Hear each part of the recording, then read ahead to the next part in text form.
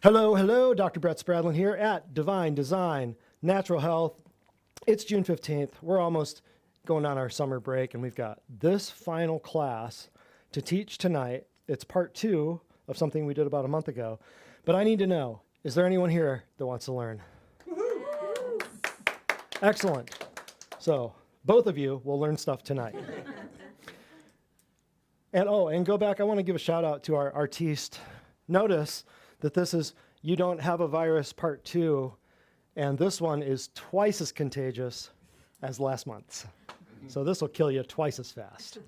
All right, so here, we'll just tear right into this. We'll start with what did we learn last time to review you. Now, if anybody's out there watching this farther down the road later on, and you didn't watch Part 1, you might get left in the dust a little bit. But Part 1, you might want to go back and check out because we covered a lot of ground there. This is the continuation of it. I'm going to go right into it. This is what we learned in Part 1. We talked about previous medical theories of disease, all of these things that were wrong with medicine, and how the graveyards, the hospitals, the nursing homes are all full of medical theories proven wrong, even the prisons and the schools. Advice from the New England Journal of Medicine, the Lancet, the Journal of the American Medical Association, and Johns Hopkins, some of the biggest journals in the world and in the United States. And we got advice from the people who used to monitor and who used to the ones who used to be editors of those journals. These two, and then another. And then we talked about Stefan Lanka on viruses. We talked about Koch's postulates. We talked about Louis Pasteur, father of the germ theory. We talked about the difference between germ theory and terrain theory. And we even covered the medical definition of a virus. Crazy, crazy. Then we also covered, next slide. We also covered why do people believe this nonsense.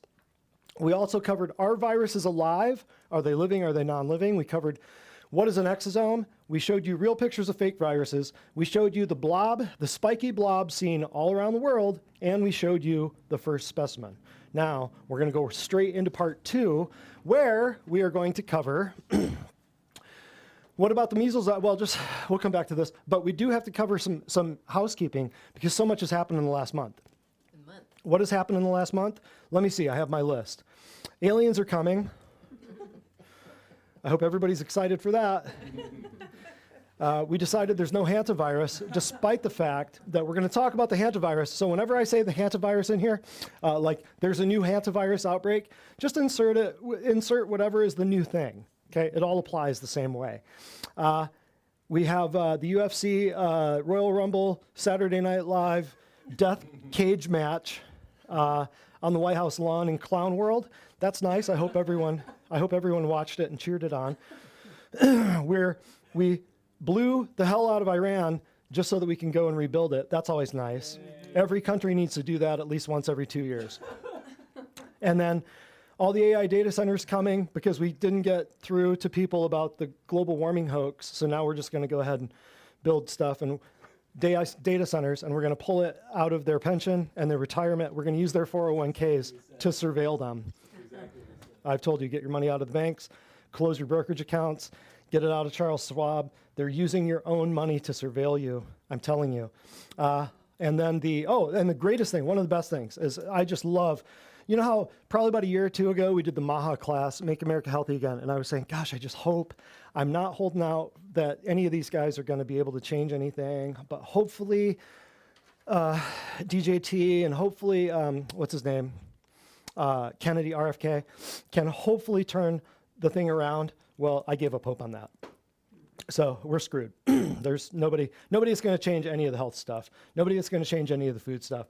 They might focus on red dyes, and maybe they'll be out of the food supply in the next 12 years. But besides that, I think you're on your own. So, and then the last thing, this is the best thing. Fake X, we're not even going to talk about it tonight. I love Fake X, and I love my number one contender for the Antichrist, Elon Musk. I love these people. I mean, he's got it down. If you're going for the Antichrist, I'm leaning heavily towards Elon. But over the weekend, I just want to congratulate him because he became the first trillionaire in a company that has made no profit, that hasn't done anything. And they're telling you they're going to break through the firmament and go to Mars. And the other thing is he's opening it up to retail investors. So what does that mean? So that they can steal all of your money while you're betting on the AI stuff and the fake X stuff. I mean, this is just great. I couldn't be more excited. This is just wonderful. So between the fake aliens, the fake hantavirus, the fake Iran stuff, the fake data centers, I mean, this is just great. So that's a little bit of housekeeping. I just wanted to catch you all up. Don't think that this stuff's going unnoticed. I want you all to know we're watching. But here's the best stuff that we're going to do, the rest of the stuff we're going to do tonight. What about the, no, go back. Gosh, Jonathan is excited. He is so excited to figure this part 2 out. What about the measles outbreaks? Because you're going to hear them.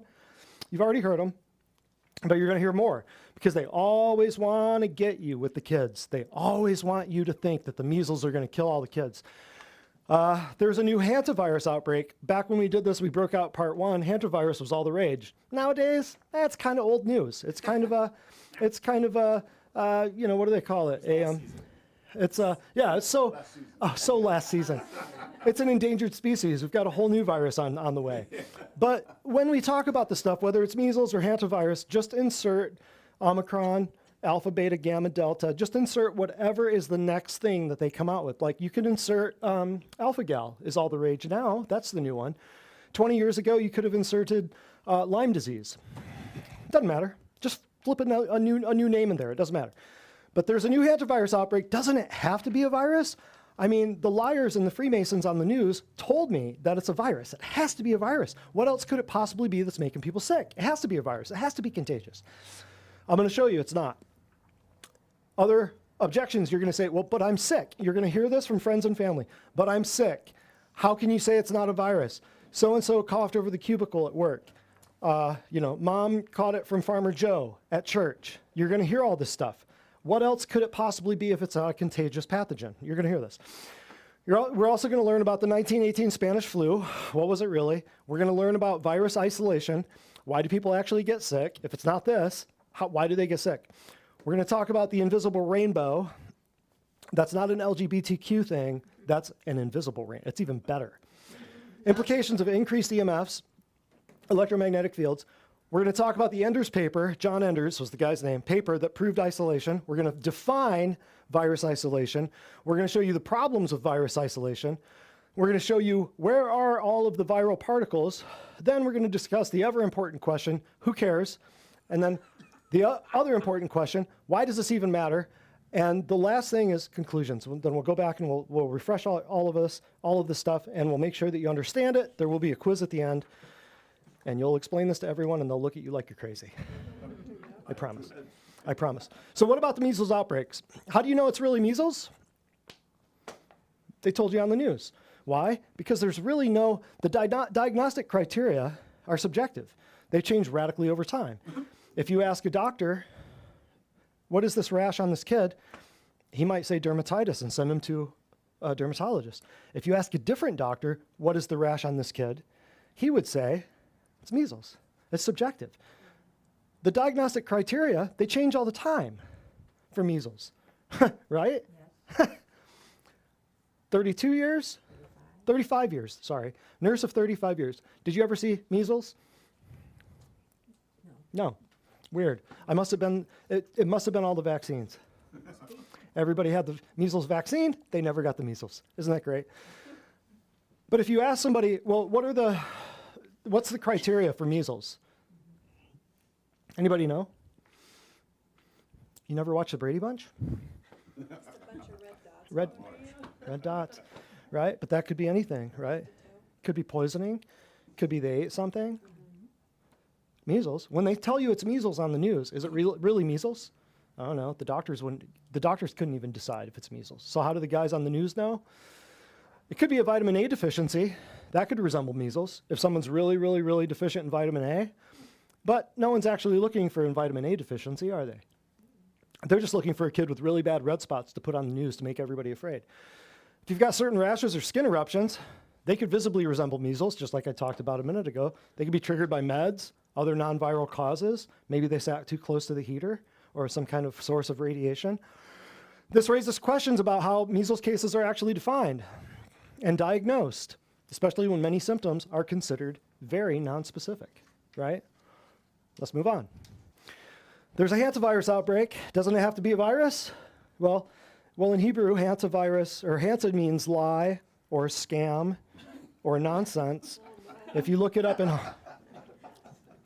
I think we have a meme about it, I think. But in Hungarian, the word hanta means exaggeration, empty talk, made up excuse. So hanta, I mean, they're laughing at right in your face. Right on the TV, they're laughing at you. They're saying, how can people possibly fall for this? In multiple languages across the world, it says it's nonsense, but they'll line up in a parking lot for a stranger to jab them with a needle through a window to get a donut. That's what most people will do. Environmental factors. So there's a new, fill in the name. Hantavirus is old school. It's years ago. We got to put a new name in there now because it was a month ago, right? Doesn't it have to be a virus? Well, let's talk about this. Environmental factors, toxic chemicals, pesticides, drugs, they can produce visible symptoms that resemble the classical descriptions of many diseases. In the future, when we do, what about smallpox? What about polio? That class, we'll talk about the DDT, we'll talk about the arsenic, pesticides, and we'll talk about how the kids had symptoms that looked like polio, but it was really poisoning from pesticides. It's happening. It's still happening today. They don't call it polio anymore. They call it acute flaccid paralysis. They call it Guillain-Barré. They call it 15 different names that you would never recognize as polio. That's what they did. That's what they did with the COVIDs. Remember when the flu went away for 3 years? And then, yeah, remember that? They just changed the diagnostic criteria. They say, well, you've got nausea, and you've got vomiting, and you've got constipation, and you've got diarrhea. That's irritable bowel syndrome. Yeah. But if you've got vomiting, constipation, diarrhea, and nausea, that's Crohn's disease. Whereas if you have constipation, diarrhea, nausea, and then vomiting, we call that ulcerative colitis. But they all have nausea, diarrhea, constipation. You see, they all have the same symptoms. These chemicals, if present in an area, would make the condition appear to be spreading by transmission of a virus. Correct or correct? If the same poison is in the same spot, it's like the thing we talked about in the last class where you got a bunch of dead dolphins floating in the water. Would you test the dolphins for genetic problems? Some people would. You say no, I say no, but some people would. Would you test the dolphins to see if they had some kind of contagious disease? No. A lot of people that watch TV would say, well, let's give them a PCR test and let's see. Or would you look around and see that there's a leaking oil tanker over here and the dolphins were therefore poisoned, right? Makes the most logical sense. Do we do that in medicine? Hell no, not at all. Chemicals are present in an area that would make the condition appear to be spreading by transmission of a virus. Simple. I'll show you a few examples next. The lab tests for the virus are useless. The antibody test falsely presumes that researchers have isolated antibodies that are specific to a virus. But if you don't have the virus, do you have the antibodies? The PCR test is identifying a segment of RNA which is presumed to be part of the virus. But that virus has never been isolated or shown to exist, so the selection of an RNA segment is arbitrary and meaningless. If you didn't have the virus, you don't have any of the RNA in the virus, so what are the PCR tests doing? I'll tell you what the PCR test is doing. They're collecting a sample from you. That's what they're doing. We try to tell people this early on. We drive past 3 or 4 places on the way here that had big signs, every day, every morning. We would drive past the walk-in clinics that would say PCR tests available. And there's 3 of them, 4 of them on the street. It's crazy. And people would run and get the stuff. Not our patients, but whoever's watching TV, they'd go get PCR tested 3 or 4 times a day, right? We did PCR, polymerase chain reaction, my freshman year of college, in a little vat of gel with electrodes, positive and negative. And you would just dump in some mashed up soup, and the negative stuff would go this way, and the positive stuff would go that way, towards the battery terminals. That was doing DNA PCR tests, polymerase chain reaction. That's what that was. Now they've shrunk it down and put it into a little test that you can stuff into your nose. But PCR tests, they're meaningless. All you're doing is finding little chunks of RNA. That's all you're doing. That's all that is. So the lab tests for the virus are useless because there was no virus that was isolated. So what are they testing? Next. Eating contaminated food could cause a massive response in the body. This could produce... Who cares? Nobody notices. Nobody cares. Diarrhea, vomiting, nausea, Constipation. If you put them in a different order, guess what you got? Celiac disease. Well, I could keep going, right? Diarrhea, vomiting, skin rashes that would be blamed on a virus outbreak. Eating contaminated food. Contaminated food that is either poisonous, which, where is poisonous food located these days? Everywhere where it says food and pharmacy on the same sign? I don't know, really. But many varieties of skin rashes are caused by environmental chemicals. Where would people run into environmental chemicals these days? Everywhere. Researchers admit ignorance regarding the great number of effects these chemicals can cause.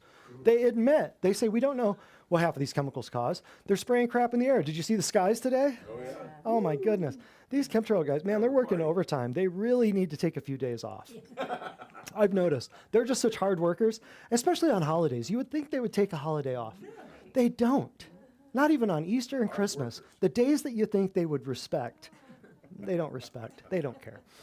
Next, they never take a day off. Pesticides can cause skin eruptions, right? Just remember this. Every time you see a talking head on the news that couldn't pull their head out of their own butts if they were on fire, think about the script that they're reading and who wrote the script. Because if you change channels and you go over to from ABC to CBS or NBC, they're reading the same script. How's that work? Right? So pesticides could cause skin eruptions that look like classic descriptions of viral diseases, but nobody's talking about this. Nobody. It's now common knowledge that the government carries out various aerial spraying operations. I don't believe it. No way. They would never do that. These operations use different chemicals. Spraying over an area could easily cause symptoms to mimic a new disease outbreak. So if somebody is out in their garden and they just got dosed, could they possibly have respiratory symptoms or things where people would go, oh, he has the COVIDs? Oh, yeah. Could they, even if they didn't want to waste all of the jet fuel to spray you like bugs, could they do it with drones? Sure. On your perfectly organic, free-range, grass-fed, hippy-dippy, homeschooled farm that they wanted to put out? Could they hit you with a drone? Would your government do that? Yeah, they've done it. They've got a history of doing it for 100 years. Next. But I'm sick. How can you say it's not a virus? I want you to learn this, understand this, so that when somebody hits you with this, they're going to say something like, Aunt Linda or, Sister Karen went to church and caught it from Farmer Bill or Uncle Joe or something like that. Now remember, all the stuff that we just covered, the pesticides, we covered the industrial chemicals, the environmental stuff, we covered the bad food. What if they could people get those things, all of those things in one day? Yeah. Often they do. So how can you say it's not a virus? I don't know. Let's talk about this. How's it possible? Well, let's talk about chickenpox. Back in the day, home decor enthusiasts or people who wanted to redo their house were painting wallpaper with arsenic paint. It off-gassed, caused symptoms exactly like chickenpox. Kids would get sick at that house, but not at another. Remember chickenpox parties? So we were using all this stuff back in the day. Remember when they painted with lead paint? And then now, then 50 or 60 years later, some kid would eat the lead paint, and the kid would get sick. It would be a whole episode of Life in the ER, and everybody would talk about, my God, this kid was eating lead paint. We didn't know the lead paint was killing people. We didn't know the lead paint was bad. Could they have done it with painting the wallpaper with paint? Yeah, it's documented. So there's one example. Here's another example. You may have heard of pellagra. How many of you have ever heard of the word pellagra in this room? It's a disease once believed to be infectious until, just like every disease, people finally figured out that it was actually caused by a vitamin deficiency. A lot of times, especially in our modern day, people will think it's a contagious, virulent, pathologically caused microbiological disease, but it's really a vitamin deficiency. It's crazy. You would know it because it resulted in the 4 Ds. Diarrhea, which seems to be my favorite word today for some reason. Dementia, dermatitis, and death. Look at this. So pellagra, those 4 things. If you have diarrhea, dementia, you can't, not so much dementia like you and I know today, but like dementia, like people would forget who they are acutely, not over 15 years, but they would forget who they are acutely. Dermatitis, bumps on the skin, and death. They just fall over dead, right? Then we figured out it was a niacin deficiency. Now don't take niacin, don't take vitamin B3. Jane, don't take niacin. If you go to the grocery store and you buy niacin, you're going to break out, and you're going to wish you had pellagra. But back then, it wasn't a virus. It's still not a virus. It was a vitamin deficiency, as is the case in nearly every disease. So could some of this diarrhea, could the nausea, diarrhea, vomiting, and constipation, could that be a vitamin deficiency? Could dementia, could all of the stuff, the silver learning centers and the, Leering centers, yes, Leering. And all of the, old folks' homes with all the Alzheimer's and Parkinson's and dementia, could this be a vitamin deficiency? Could it also be a poisoning at the same time? All the dermatology offices that are packed to the gills with all the old folks getting stuff sliced off and gassed and cut and burned and frozen. You think they could have any vitamin deficiencies from eating poison? Because when you eat poison, you're also causing a simultaneous vitamin deficiency, right? Because your body has to deal with eating the poison, because eating the poison is going to suck nutrients out of your body, to keep it really simple, right? And then how many deaths are being caused by all the stuff we just talked about? So pellagra is an example. How can you say it's not a virus? Well, pellagra, everybody thought it was a virus until they figured out it was niacin. Same thing with chickenpox. I got more examples for you next. How can you say it's not a virus? Colds and flus. Here's one for you. Family goes to an amusement park, covered in pesticide, because they don't have any bugs at amusement parks. I don't know if you've noticed. You go to Disney, you go to Universal, you go to Dollywood. How many bugs do they have? 2. 0. They eat processed garbage. They swim in the chlorinated pool at the hotel. And some people get sick, some don't. But every time they come to the office, they say, "Oh, my kids, we went to the amusement park, and my kids both got sick." Really? Was it the amusement park? Was it they got sick, they got a cold, they got a flu? Yeah, they came home, they had a flu, they had a cold. I've heard this for years. And I go through all this. What about this? What about this? What about this? Are you sure they got a virus? Are you sure they got a cold? Are you sure they got a flu? Or did they get poisoned? And I'm sure you ate good food while you were there. Right? But some get sick, some don't. How do some get sick and some don't if it's a contagious pathogen? Wouldn't everybody get sick if it was the COVIDs? Wouldn't it take down everybody? Everyone has different levels of defenses. No one got a virus, but they all got poisoned. Some people can handle the poison better than others. Why do all the kids get sick first? Because they have half the body mass. They have half the body blood. They have half the, you have to get more poison less poison, I should say, in a kid to get them sick than you would in an adult. How do I know? Look at the dosages for drugs. There's an adult dose, there's a kid's dose. Based on what? Their body weight, right? How much blood do they have? It works the same way with every poison. How about this one? Here's a good one. How about scurvy? How many of you have ever heard of the word scurvy? Arr, scurvy, mate. British sailors got sick back in the 1800s, so they'd get a nick and it would just never stop bleeding. Well, bad thing, you're on a ship. It can't turn around and go to the hospital, so you've got a bad problem. Well, the British sailors figured out, what was his name? I'm losing his name right now, but there was one doctor that figured it out.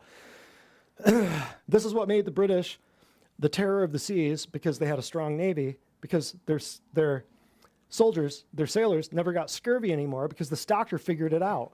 What was it? Gave them a lemon. It's a good investment, isn't it? Buy a few lemons. Yeah, and that gave rise to people thinking vitamin C is for their immune system, whereas vitamin C is what? I've told you, many people, collagen. Vitamin C is for collagen. Why does everybody think it's for their immune system? Because you can go and buy the emergency powder made in a laboratory by a pharmaceutical company, put it in the water, pound it, you feel a little bit better. Vitamin C doesn't have anything to do with your immune system. This is how the nutrition that we've all learned is so suspect, and it's so bad. This was collagen. That's where vitamin C got its name, was from the word collagen. The same time, you had the same time, you had the same place, you had the same symptoms, you had the same people. Didn't even necessarily mean it's an infective agent. You could have all those things all at the same time. Guess what? You still have a vitamin deficiency, just like you still did here, and just like you had pellagra. Like, this is the one thing medicine is not looking for. Isn't it great? I mean, this is how easy it is. People ask, how do you get people better so fast? This is it. This is how simple it is. Because I'm not chasing my tail looking for MRIs, CAT scans, blood labs, and your genetics, wasting your time and your energy and your money. It's simple. If you could figure out, if you don't know how the thing was made, how are you ever going to fix the thing, right?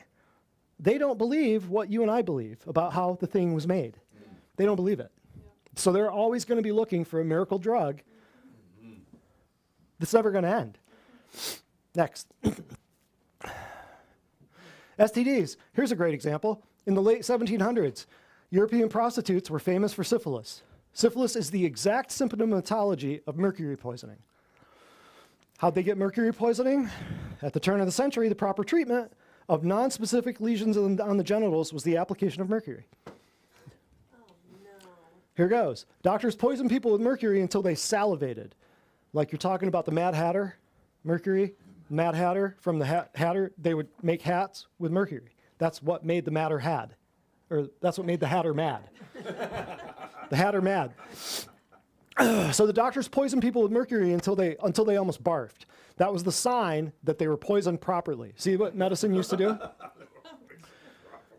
Mercury, because when you almost barf, you get saliva, salivary glands just start pumping out to get the pipes ready, right? So when you start salivating a lot, you start dripping, you start foaming out of the mouth, you know that they're properly poisoned. Mercury concentrates in semen and vaginal secretions, so the pirate gets lovingly acquainted with the prostitute and she gets mercury poisoning. Then they go get treated similarly, pass the poison on to the next person, syphilis became an epidemic. All the symptoms of syphilis are identical to mercury poisoning. What do people think all this stuff is? Sexually transmitted diseases? Well, they don't even call them STDs anymore, they call them STIs, sexually transmitted infections. So if this is the case, if it works like this, what was AIDS? Remember the 80s and 90s? Everybody had AIDS. But somehow, Magic Johnson never died. How is that possible? If it was not this, how is he alive and well? All the poor people ate it. All the dudes on the street ate it. But the rich guys, how'd they get through? How'd that work? So this is how this works. So how did AIDS work? And who was in charge of AIDS and who was in charge of AZT? Anthony Fauci. Sound familiar? That was 50 years ago. That dude was murdering people 50 years ago. Whole books about it. Whole entire volumes of books written about the history of the dude that lied to you to the face and lied to the Congress and lied to the nation. Lied to everybody. Next. That little rodent demon that was on TV all the time saying, wear your masks. That guy was full of crap. Note, Dennis Weston A. Price observed, even this, watch, that African tribesmen living on traditional foods seemed immune to African diseases, even though they went barefoot, drank unsanitary water, and lived in areas that swarmed with mosquitoes. Wow. What does that tell you? Dengue fever? See ya. Yellow fever? Bye. Zika? Peace. Ebola? Get out of here. Why? Because they were eating good food. They were walking barefoot through the swamps. They were drinking poop water. And he noticed it, and he said, I'm going to write this down. But I've noticed this in his writings. They never got sick. So if it was contagious stuff from mosquitoes and swamps, everybody would be dead. But they're not. As a matter of fact, these are some pretty strong tribal people, these tribesmen. So here's the point of all of this. When Aunt Linda says somebody in your family saying, well, Aunt Linda went to church, or somebody caught it over the cubicle. Show us. Here it is right here. For any of you haters out there, because we're probably going to chop this up and put it everywhere, show us, right here, this is all I'm asking. Show us a properly done study that illustrates sick subjects making healthy subjects become sick with the same disease. You will not find it. You will not find it. There is not one published study that shows this. Right there, that last sentence, that is the denouement of tonight. That is the thing you need to understand. There is not one study that shows sick people making healthy people sick with the same disease the sick people had. Ever. I've looked, can't find it. Other people, bigger, better, who've been doing this a lot longer than me, they've looked. They can't find it. So that leads us to, what about the 1918 Spanish flu? Oh, and this, I put this in here I just came across this the other day and went, this is a perfect example. Perfect example. People never think of this. What's it say? 18 different pesticide chemicals found in public playgrounds and parks. Take the kid to the park, take the family to the park. They're on the swing sets. You don't know that 4 hours earlier, somebody was going through with a wand and a pump like you see around, I see everywhere. If you know what to look for, if you don't ever think about it, you never see it, right? But you watch True Green guys and Chemlon guys pull through the playground and dose everything. The kids go and sit on the swings. They get up, they go home, they have a rash. They're coughing, they're hacking, they got a sore throat. Mom, I can't breathe. Then they're running to the ER. What are they doing then? Getting killed. That was in an email that I got. That's one email of 18 chemicals found in just one state's public playgrounds and parks. So when people say it's a virus, look deeper. Look deeper. And you notice the chiropractic, the triune of life, where it says, structural, chemical, and emotional. Where would virus be on there? If you know the things that kill humans, virus is not on there, right? Structural, chemical, emotional. It's not in there. This is one you're going to always get. Now, I thank chiropractic for getting through the Spanish flu, because really, really, really, if the Spanish flu was really the Spanish flu, why would chiropractic why would it have had any bearing on the outcome of patients with the Spanish flu, right? If it was chiropractic, if it was viral, like how did chiropractic affect it, right? If it's a pathogenic organism and you're just screwed, blued, and tattooed if you get a hold of it and it gets you and you're down, how's chiropractic going to save you if it's a pathogenic organism? And remember, viruses, they don't eat food, they don't generate their own energy. We're not even really sure if they're living or non-living. Just doesn't make sense. So if you haven't heard any of that, go back and watch part 1. But here, 1918 Spanish flu, which, by the way, when I do a class that's going to be called Contain and Eliminate, how they tried to contain and eliminate the profession of chiropractic from ever being allowed to get any farther. 1980s, it all changed, but then all the chiropractors got sucked into insurance and Medicare, and now we're right back to where we were 100 years ago.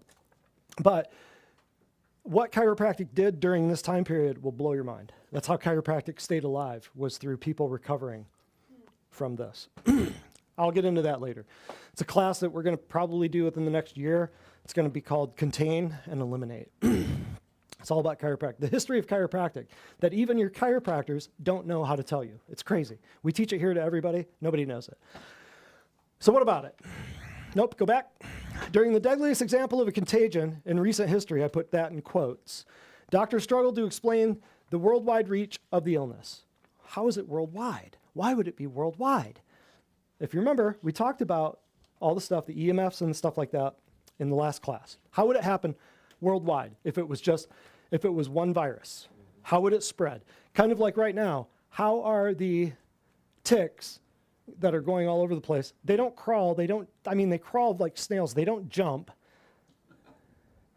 They go from state to state. How? They're getting delivered, they're getting dropped. Yeah, they're getting dropped out of planes and helicopters. We'll talk about that later. But right here, same thing. Spanish flu. It's in recent history. Doctors struggle to explain it. It's worldwide. The reach of the illness. It's worldwide. It sickened an estimated 500 million people. At that time, that was 1/3 of the world's population. 100 years ago, now we're at, if you believe the numbers, which are fake, but they're saying 8 billion people. So that's a pretty big increase just in the last 100 years. Sickened 500 million, killed between 20 to 50 million is what they say.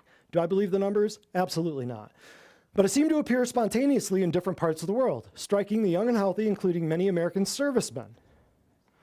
What do American servicemen have differently than other people? I don't know. They're pincushions, especially back then. They were getting dosed with all the smallpox garbage, right?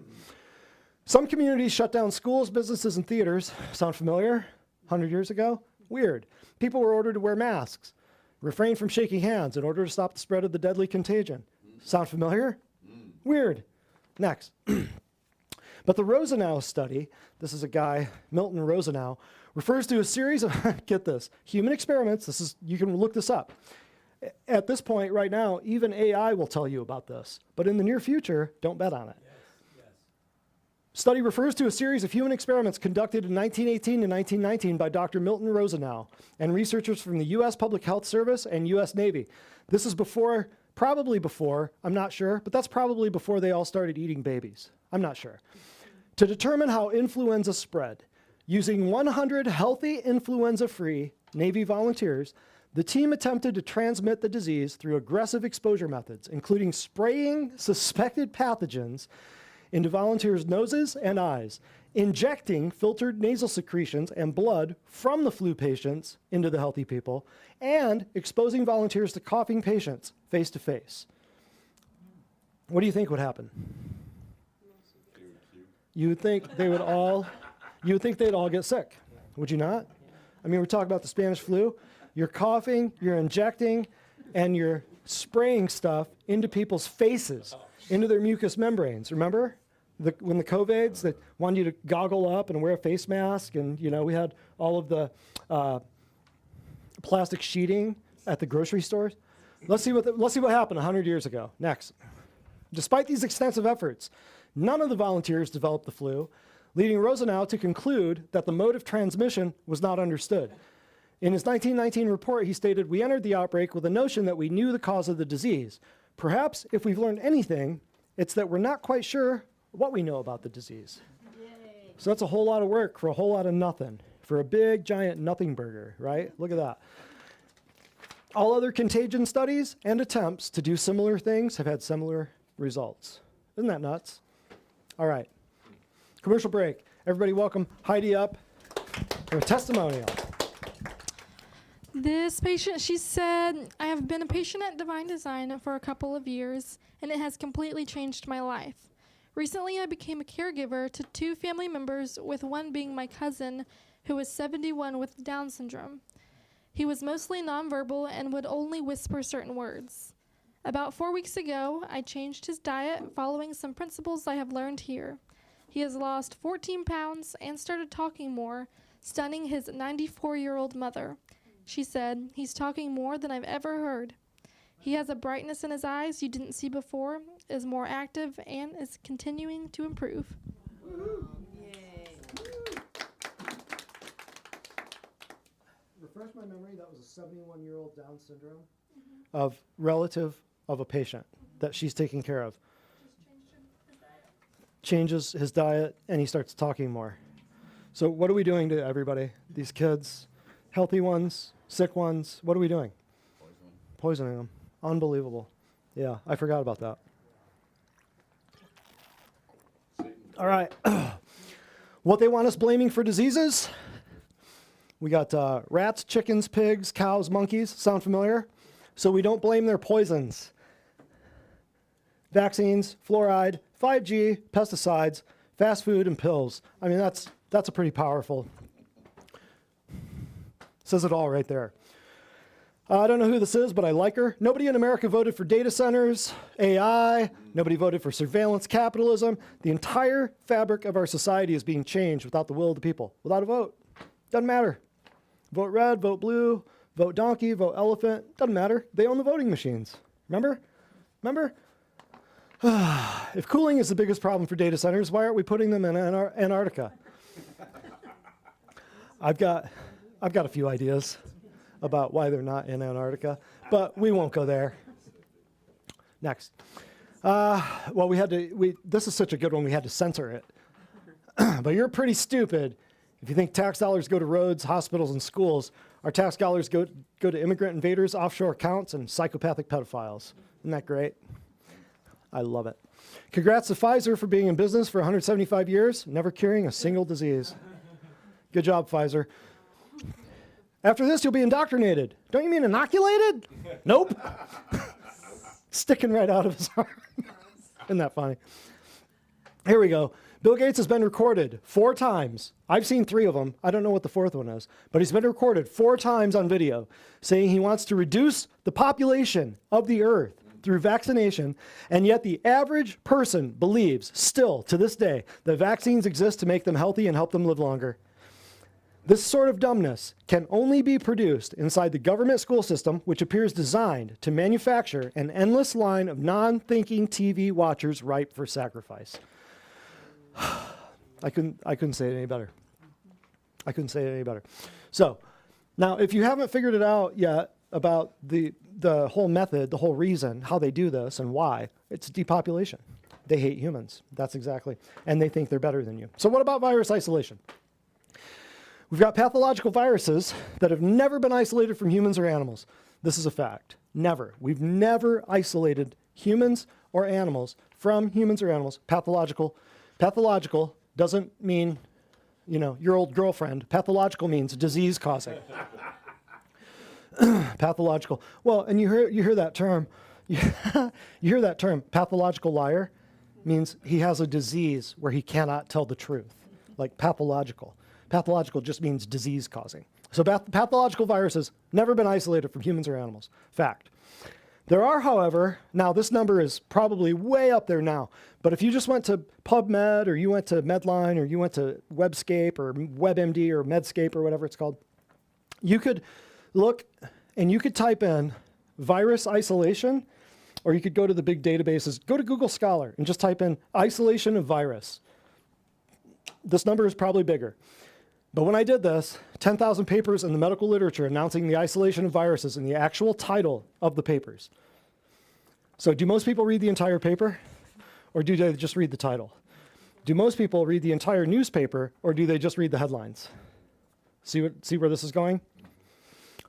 Isolation is the first step of studying anything in the world. You got to separate one thing from all the other things, right? If we were going to say, hey, we got to separate everybody who works at Divine Design, get on this side of the room, and everybody who works not at Divine Design, go over there. We got to separate the people who work at Divine. We got to put them over here. If we're going to study anything, if we're going to separate anything, right? Why don't we do that in science? They tell you that they do it, and they even put it in the titles of the papers, but that's not what they're doing. We're going to show you next. Take biological fluids from sick people, grind it up. That's called a filterable agent. That's what that is called. So here's John Enders, 1954, characterized the technique for finding viruses. I'm going to show you this. I'm going to show you this paper, and you're going to go, what? I don't believe this. This is how they do it. This is a summary. This is how it works. Now, I'm going to explain this to you, then we're going to do a few other things. Then I'm going to show you the actual paper, okay, from 54. You can look it all up. Take a child, this is how it works. You take a child, unpurified measles snot, you would, I don't know, have them snot in a cup or take a Q-tip or whatever and scrape a bunch of crap out of their face. But you would be then getting mucus, you'd be getting skin cells, you'd be getting all kinds of blood clots, you'd be getting all kinds of stuff. Take that, mix it with fetal bovine serum. That's a fancy way of saying cow's blood. Fetal, baby, small baby, bovine, cow, serum, blood. So baby cow's blood. You'd mix it with that. You'd mix it with penicillin and streptomycin. What is penicillin? What is penicillin? Antibiotic. Yeah. What is streptomycin? 2 antibiotics. So you're going to take the snot, the cow's blood, 2 antibiotics. You're going to spread it all on inbred monkey kidney cells or aborted fetal. This is how it works. I'm just telling you how it works. I'm going to show you here in a minute. And then you spread it. You take it like, I don't know, Dijon mustard. Peanut butter and jelly, you know what I'm talking? You take all that and you spread it onto the inbred monkey kidney cells or the aborted human fetal cells. I've got to ask, do the monkeys have to be inbred? Well, they are by definition. By definition. They're inbred by definition, just the way that the animal sacrifice industry within medicine is massive. All the rats and guinea pigs and mice and monkeys that have to be bred in order to be sacrificed, it's big business. So they're inbred by design. So take away the medium, so the cells starve. So you've got poison, then you've got starvation. So does that sound familiar? Poison, and you've got malnutrition. So what's going to happen to the cells? They starve and they die and they release, they puke their contents out, right? The exosomes, and then they release their contents, boom, we got the virus. But how did you separate the virus from all of this other stuff? That's how it works. That's the simplicity of it. Take it to the bank, take a picture of this. This is how they isolate a virus. I'll show you right from his paper. I went and found it for you in 1954, just so you could read it, because you're going to have your friends and your family members, you're going to have your nieces and your nephews that are getting a biomed degree or they're getting a biochemistry degree, and they're going to go, that's full of crap. That guy's full of crap. And I'm going to show you right where, have them print off a paper. Have them go to their teacher and have them go to PubMed. Have them go to Google Scholar. Print the paper. I'm going to show you where to look in the paper to find exactly this, because it's all the same. No matter what paper you read, it's all the same. Are these particles from humans? The particles you found here, are they from humans? How do you know? Which human is it from? The kid whose snot you scraped, or the fetal cells from the dead baby from 1960s that they're using as a cell medium to grow it? Is it from the fetus? From the human fetal cells? Or is it from the sick kid? Who knows? Is it from the cow's blood or is it from the monkey kidneys? Is it from the antibiotics or the effects of the antibiotics on the dead kid or the live kid or the monkey or the cow? Or is it an effect of poisons? Is it an effect of starvation? Is it something else? How do we know? What do you know? You haven't separated anything. This is how it works. I know, I see the faces. Virus isolation. This is what we call virus isolation. I'm going to show you. But really, if you look at it, it's a witch's brew. It's a spell. Yeah, that's what it sounds more cultic than. It's a spell. It's a spell. That's what it is. That's what they're doing. And the spell that they're creating and they're casting out affects people's minds. So are these particles from, and this is what people, this is what they think. This is not what people know that is going on at the pharmaceutical companies, okay? So like when the Bible mentions pharmakia 5 times, and it says by your sorceries, all nations were deceived. I present a case to you that all nations have been deceived. So to this very day, this is known as virus isolation. So if you search virus isolation, you go to a search engine, you ask AI. Ask AI, how do they isolate viruses? AI will tell you, I've seen AI tell you the truth. AI will tell you, at least for right now, I don't know about 2 weeks from now, but at least for right now, you ask AI about virus isolation, they'll tell you what I'm just telling you right here. Never been a virus isolated in the history of the world. So if there's no virus isolated, what was HIV? What was the COVIDs? It's unbelievable. Poisoning, exactly. Okay. So under FOIA requests, this is another thing. You might want to write this down, take a picture. This number is bigger now, but 225 institutions have been asked for proof that viruses exist. They've refused, and they've said that they have no such evidence. A diverse team of over 20 people at this, when I wrote this, this was a long time ago, have scoured the research for this proof. It does not exist. A big team of people are trying to get to the bottom of this. After the whole COVID thing, they've asked 225 different institutions, colleges, research places, NIH, you name it, FDA, name it. Show me the proof. Show me viruses exist. What have they said? We're not doing it. We can't do it. If nothing else you hear tonight, hear that. Hear that. So when Aunt Karen decides to come after you about not wearing your face diaper, reminder of this. What do people actually get sick from? Next. How do they get sick? Currently, most people consume devitalized and industrial processed goy slop and polluted water each and every day. Additionally, most people have an overabundance of further toxins from air, water, cosmetics, cleaning supplies, vaccines, prescription drugs. Does it sound like somebody that you know wrote this sentence? Yeah. Sounds familiar, doesn't it? After all of this, most blame their illnesses on a virus. They can't even visualize. They think it's there, but they don't even know. But they're definitely not going to blame the stuff that you can see from the air, the water, the food, the cosmetics, the cleaning supplies. They're never going to blame the Dove soap that they've been using since 1954, not knowing that the formula on the soap has changed a bit since 1954. They don't know. Nearly all victims of the COVIDs have comorbidities such as heart disease, cancer, diabetes, and obesity, which assuredly results in polypharmacy. What does polypharmacy mean? Many drugs. Not just 2, many drugs. Most people, are they on solo pharmacy or polypharmacy? Poly. They're more than likely consuming several toxic drugs. How many drugs are toxic? All. For example, metformin, ACE2 inhibitors, psych meds, statins, and blood pressure drugs are often consumed together. No problem. Have we ever studied all those drugs being taken all at once? Nope. Shouldn't be a problem. We've never studied it. How do you know it's not going to hurt them? Well, we don't. What about all the side effects, right? What about the side effects of this drug mixed with the side effects of this drug mixed with the side effects of 6 drugs? Is there any computer in the world that could calculate what could possibly happen? Based on your genetics, your age, your previous surgeries, how many times you've been under from anesthesia in your life, is there any computer out there that could ever calculate the possibilities? No, nobody knows. Somebody runs a red light down here, broad daylight. Guess what? I'm thinking is a little bit different from what the people who saw the accident are thinking. I'm thinking right here, because it's happening every day.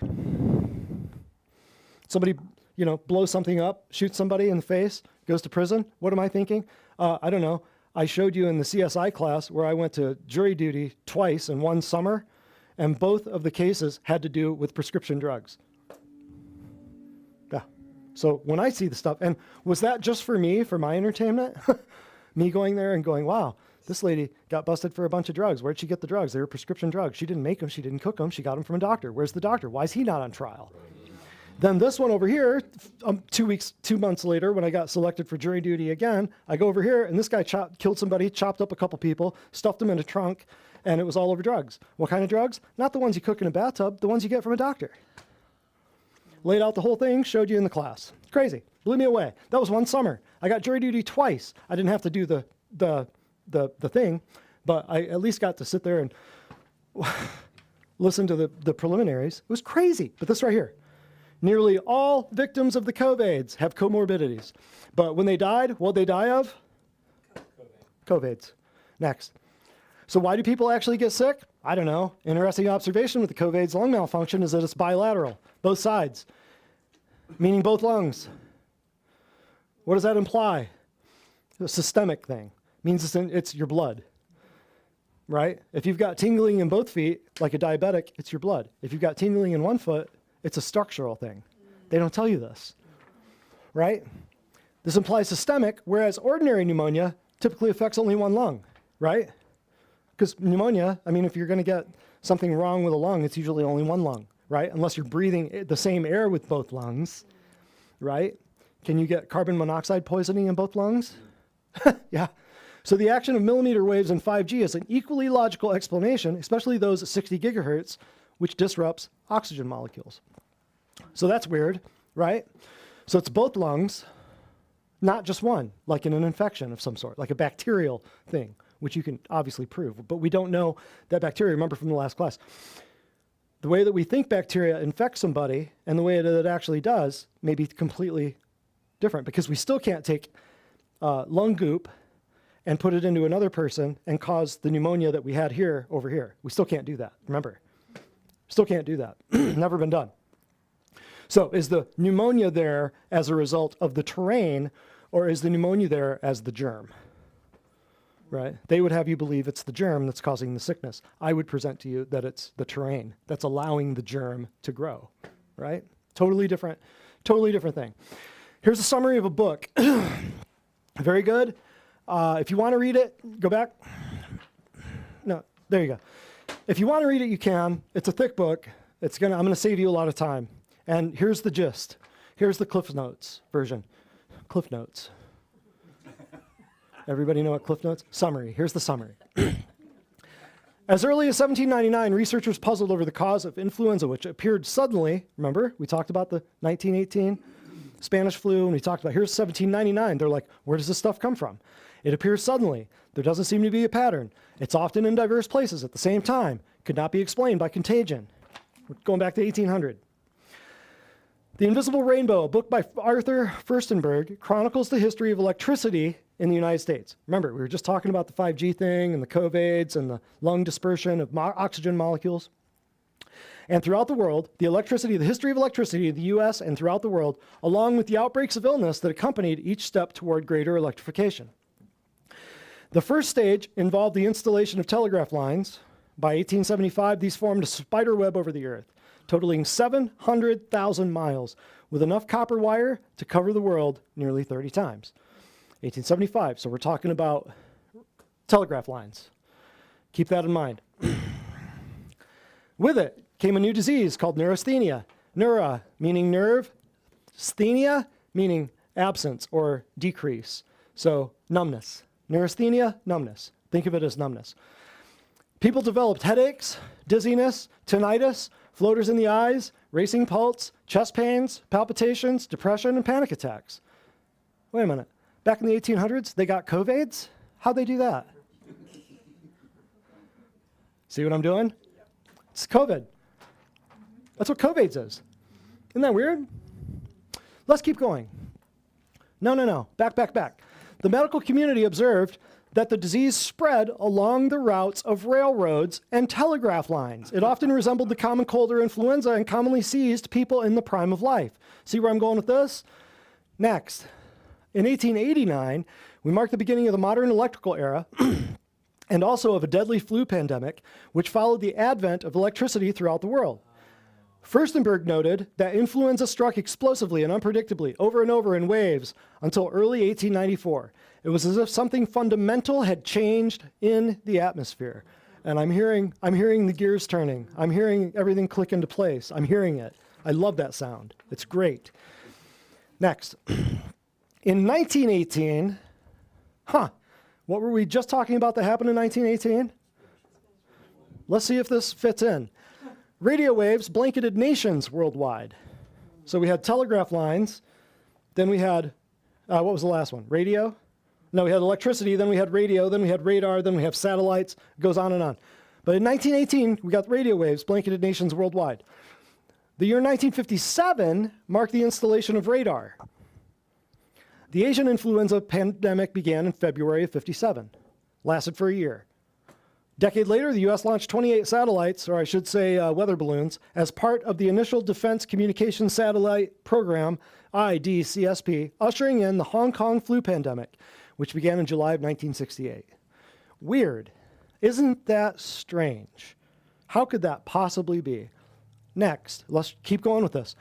As Furstenberg observed, in each case, in 1889, 1918, 1957, 1968, the electrical envelope of the earth was suddenly and profoundly disturbed, and along with it, the electrical circuits in the human body. Isn't that interesting? So right here, these dates, in order, here they are. Electricity, radio, radar, satellites. Crazy, isn't it? Could we be disrupting things in the atmosphere, frying ourselves, and we haven't even invented microwaves or cable TV yet. We haven't even done 5G. We haven't even done cell phones. We haven't even done smart refrigerators and blenders that you can control from 50 miles away with your phone. We haven't even done that yet. We're just talking about the easy stuff. You know, the witchcraft. That stuff. Next. Western medicine pays little attention to the electrical nature of living things, plants, animals, and humans. Isn't that crazy? Isn't that crazy? But mountains of evidence indicate that faint currents govern everything that happens in the body to keep us alive and healthy. From the coagulation of the blood to energy production in the mitochondria, even to small amounts of copper in the bones, which create currents for the maintenance of bone structure. All can be influenced by the presence of electricity in the atmosphere, especially dirty electricity, characterized by many overlapping frequencies and jagged changes in frequency and voltage. So man-made stuff versus stuff emanating from the earth. How do birds know where to fly? How do salmon know where to swim upstream where they were born? How do bears know where to hibernate? What are they following? I mean, they don't have maps. They're following the electromagnetic pulse of the earth. That's what they're doing. So do we pay attention to it? Nah, we'll just drug the hell out of you. Isn't that great? So here we go. So today, we know that each cell in the body has its own electrical grid maintained by structured water inside the cell membrane. We talk about all this. This is why we do laser. This is why we do pulse. This is why we do what we do with all the detox, because we know this, right? I know that your cell membrane has a charge around it. And when that charge drops, stuff inside the cell membrane that you don't want to go out goes out, and stuff you don't want to come in comes in, and that cell dies. That's how when you hop on the pulse units, you're like, man, how does it know right where to go? It doesn't. It's putting electricity into you and your body where those cells are diseased or broken down or whatever. It's soaking up the energy and you're feeling it. That's how it works, right? Cancer occurs when the membrane, the structured water inside the membrane. Cancer occurs when this structure breaks down. When the voltage of the cell, if anybody's been around, electric fences for pastures, for livestock, when that electric fence goes down, the good stuff in the field that gets out, that you have to chase, is one problem, but then the bad stuff that gets into the field that you don't want in the field with the good stuff, that's another problem. Think of that as your cell membranes, whether it's your knee or whether it's your brain or whether it's stuff we can't see or touch because it's inside. That's what we're doing with pulse. That's also what we're doing with laser. Frequency, vibration, wavelength, pulse, hertz. We're thinking in terms of electricity because everything has these terms. Everything uses electricity, everything. When the structure breaks down, when that membrane breaks down, cancer is increased with each new development in the electrification of the earth. When that structure breaks down, that cell breaks down, that cell dies. When stuff flows out that doesn't have to go out and stuff comes in that should never come in, you got cell death. You got not apoptosis, you got necrosis. The electronic symphony that gives us life is soft and delicate. Minute electrical currents that course through leaf veins or through the cells in our nervous system guide the growth and metabolism of all life forms. Our cells communicate in whispers in the radio frequency range. You should say hallelujah right there. Because science will never figure that out. They're trying to pump you full of chemicals and trying to fry you. So here's some implications of increased EMFs. September 26th, see if you can put this together. 2019, what happened right here? 5G wireless was turned on in Wuhan, China. Officially launched on November 1st with a grid of about 10,000 antennas, more antennas than exist in the whole US, and all concentrated in one city. This is why, when this thing dropped, we said, don't pay attention to it, it's fake. People, how could you say that? The people on the news tell me that people are dropping dead in China. Remember that? Yeah, I know. And the guys on the news told you there were refrigerated, morgue trucks and that people were being burned alive in crematoriums. Remember that too? I remember that. Remember when they said the hospitals were full, but like everybody that came here that worked in a hospital was saying it's dead, but the news was telling you the hospitals were full? Yeah, I remember that. Remember when people went on, remember Tiffany Dover in Chattanooga, the nurse that went face down on live TV? Remember that? I remember that. So, a spike in cases occurred on February 13th. February 13th, let's see, 2019. So this would have been the following year, February 13th, 2020. I wonder what happened there. The same week that Wuhan turned on its 5G network for monitoring traffic. So a month to the day after that, March 13th, 2020, I seem to remember something happening. See where I'm going with this?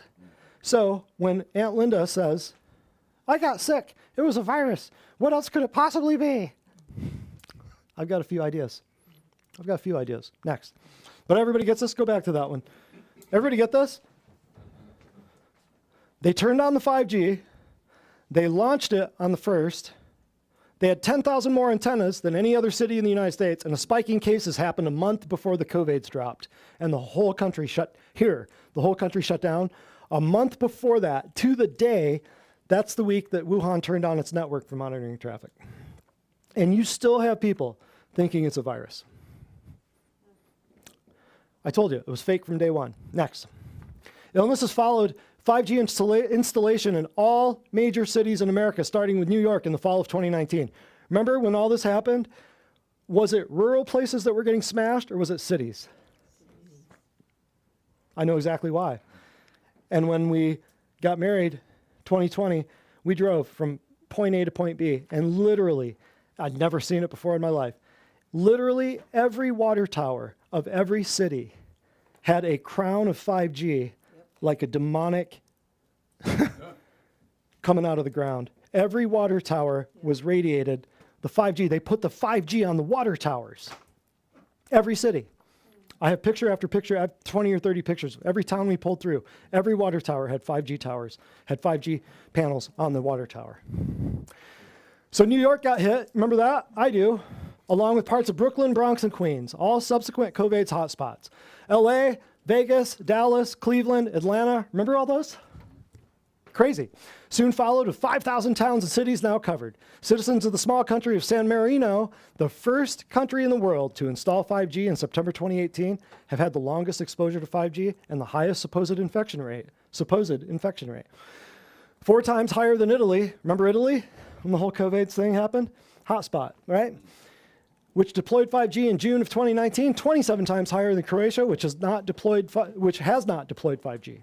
In rural areas, the illness blamed on COVID is slight to non-existent. Remember that? Like the Amish, correct. But even the Amish and the Mennonites bought into it because they would send people to the... I learned this at a Weston A. Price seminar.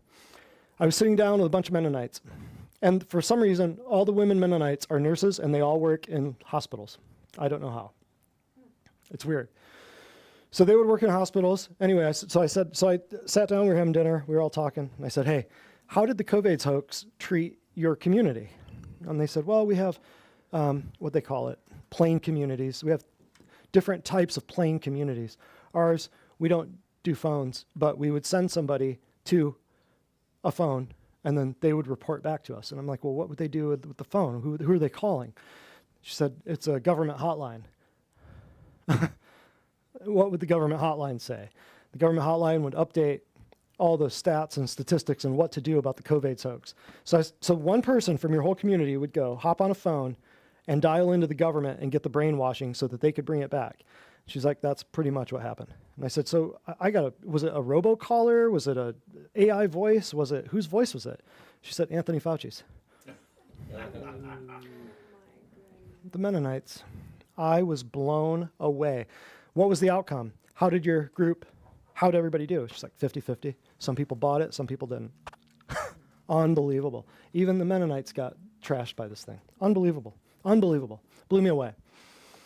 I don't know why I went off down that rabbit hole. Somebody asked me. Anyway. But yeah, isn't that great? Isn't that crazy? One phone call. It's all it takes. All it takes is one demon coming into your house. That's all it takes. Countries without 5G, such as Guyana, Suriname, and French Guiana, all down on the northern coast of South America, and Paraguay, have not reported any cases. It's crazy. Paraguay's doing what all the other countries should do, building a fiber optic network without resorting to 5G. Isn't that crazy? Oh yeah, remind me, what was all the fiber optic cables that we did? What Chattanooga Gig City? Isn't it supposed to be like cables under the ground? What is all the 5G stuff? I mean, everybody's got fast enough internet, so what happened to all the fiber optics? Isn't that weird? I don't know. Who cares? Spanish epidemiologist has charted the rollout of 5G in European cities and countries with cases per 1,000 people and demonstrated a clear and close relationship between the rate of the COVID infections and 5G antenna location. Isn't that crazy? All right. Commercial break. Testimonials. I can tell. Wow, this crowd, tough crowd, I'm telling you. Yeah. Yeah, they're getting their minds blown. I don't think they can, I think it's hurting them. Should I pull it back a little bit? Should I pull it back? No? Keep going hard? Okay. All right. Everybody, Heidi, testimonials. This patient, he said, before I started coming to Divine Design, I was very sick. I had horrible sinus and digestive problems, couldn't hear very well, and had a cough. Dr. Britt adjusted my ears, and now I can hear way better, and my sinus and digestive issues and cough are almost completely gone.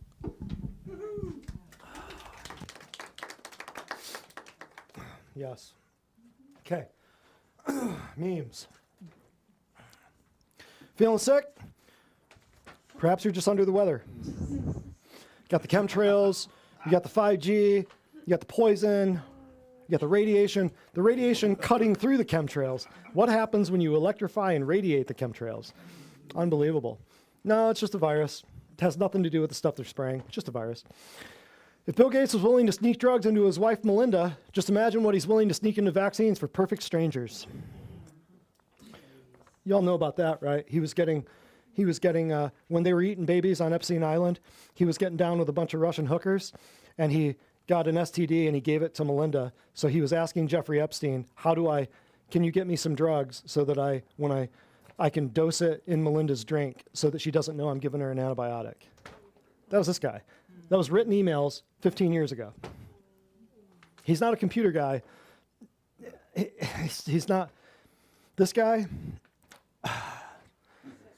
He's just absolutely nothing good about him. Nothing good. Did I say that right, though? Did I say about the Melinda thing? Who was paying attention to that? I said, so he got, did I say it right? Okay. I just didn't want to misquote his wonderful character. I didn't want to. I wanted to make sure that I was throwing him under the correct bus. The Epstein case is so bad, the government gave you a war, a new virus, and aliens to keep you distracted from it. Sit with that as long as you need. Yep. They don't want you knowing what they were doing to the kids. It's sick. Lucky Charms is linked to adrenal tumors. Oreos is linked to kidney tumors. Flamin' Hot Cheetos can cause cancer. And Gatorade is linked to hyperactivity and cancer. What's the point of the FDA if everything they approve is a literal poison? Anya Vien, I have a lesson for you, Anya Vien. I just want to let you know. The point of the FDA is not to keep you safe. The point of the FDA is to depopulate you. And until you understand that, you're going to have the same questions over and over. How could they be so incompetent? How could they not know? It's all a plan. You have to look at these people. They're not humans. They don't like you. They want you dead, and they want to harvest you while they're killing you and getting you to pay for it. Just understand that. It's not a mistake. This was not a mistake. None of these, they're being carried out exactly as planned. So when you understand that from a biblical standpoint, because any other standpoint, you're standing on sand. But from a biblical standpoint, you're dealing with ancient demonic entities influencing human businesses to kill humans at scale for profit. That's the simplicity of it. Moving on.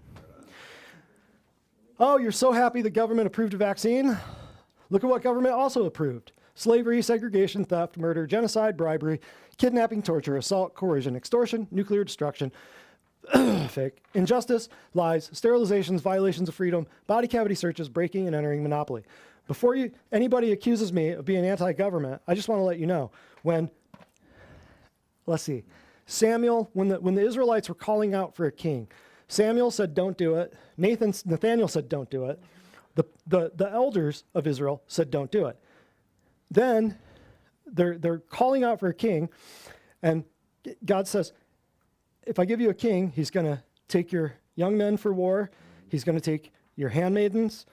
He's going to take a tenth of everything you make, a tax. He's going to tax you. He's going to enslave you. So I'm making a case for government, human government, being absolutely opposite of God's will. Because none of those things are his will. He didn't want us to have a king. He didn't want us to have a king. That's a direct insult. That's a direct attack against God by saying, we want a human king. They didn't want him as king. It was a rejection. Human government is a rejection of God as king. So it's, by definition, satanic. All of it, by definition. So before anybody pisses in my Cheerios about not supporting the roads and the schools, I just want you to think about that. Think about what God said about the king, and think about what God said about the government. Think about that. That's all I'm going to say. Next.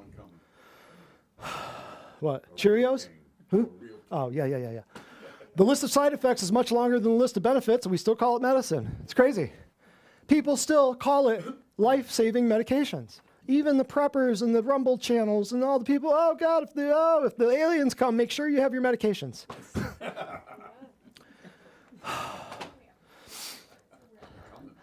By the way, I'm Mulder. Nadia's Scully, just so you know. So I snapped a picture of her going through all of her aliens or demons memes, preparing for the upcoming PSYOP battle. Scully and Mulder. Let's see, Barbosa from Pirates of the Caribbean. You best start believing in biblical prophecies. You're in one. Yeah. Okay, here it is. You ready? We're almost done. This is the denouement, as they say. This is the Enders paper that proved isolation. We're not going to read. This is just, I wanted you to see. This is how it looks. This is an old paper from 1954.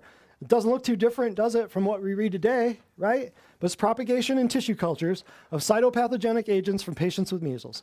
Cytopathogenic. Disease-causing in the cell. That's what that means. Propagation of tissue cultures. I just wanted to show you. This is just a picture. Oh, and John Enders. Look at all the big big words. From the Research Division of Infectious Diseases, Children's Medical Center, Boston, Massachusetts, and departments of bacteriology and immunology and of pediatrics, Harvard Medical School. So you know it's got to be legit because it's got the word Harvard in there. So we're just going to go to the next picture. Next slide, yeah. So we're not even going to read this whole thing. It's 10 pages of just nonsense. It's just 10 pages of nonsense. But every time you pull up, or your nephew, somebody goes to school for organic chemistry, or somebody tells you that viruses are real, print out a paper, any of them, just go to PubMed and search for virus isolation. Any of the 10,000, 20, 30,000 papers that talk about virus isolation come up. Go right to the section that says materials and methods. I'm giving you a quick, easy way to find this. Every paper is going to have an introduction or an abstract. It's going to have what we did. It's going to have what we're trying to prove. And then here's the materials and methods. The materials and methods section is how they got to, how they did the stuff. Here it is. I'm going to read this. Collection of specimens. Throat washings, venous blood, and feces were obtained from 7 patients. It's just three little paragraphs like this. So pay attention, but you don't have to pay attention very long. So we got spit, blood, and poop were obtained from 7 patients as early as possible after a clinical diagnosis of measles was established. How'd they determine a clinical diagnosis of measles? Who cares? Because we talked about before, the diagnosis can be a lot of different things. Is it nausea, diarrhea, constipation, vomiting? Or is it constipation, vomiting, nausea, diarrhea? Big difference. They spun the wheel. They spun the wheel. In 5 instances, the time at which specimens were collected in relation to the onset of exanthem, or exudant, or stuff coming out of the sores, is given in the case histories described below or in Table 1. Not important, we won't look at it. When capable, patients were asked to gargle with 10 to 15 milliliters of sterile, neutralized, fat-free milk. So they're gargling with stuff that we've already changed. Problem number 1. Certain specimens from the throats of younger children were obtained by cotton swab previously moistened in milk. Why are they dipping the cotton swabs in milk? Right? Who knows? It doesn't have to make sense. After swabbing the throat, the swab was immersed in 2 milliliters of milk. Okay? Penicillin, there it is, antibiotic. What's that going to do? It's going to, any bacteria that's in there, it's going to kill it. So then the bacteria is going to split open. Now what do you got? You got bacteria milk with a bunch of snot. Sounds delicious. Penicillin, a measurement of penicillin streptomycin, which is a antibiotic, were added to all throat specimens, which were then centrifuged. They put them in a spinner and it spins it at 5,450 RPM for about 1 hour. Not 5,500, not 6,000, not 4,000, 5,450. Why that number? I don't know. Why for an hour? Wouldn't it be centrifuged after a couple minutes? I'm just showing you. Fluid and sediment suspended in the small volume of milk were used as separate inocula in different experiments in amounts varying from 0.5 ml to 3 mils. About 10 mils of blood immediately after withdrawal were placed in tubes containing 2 mils of heparin. What is heparin? It thins the blood.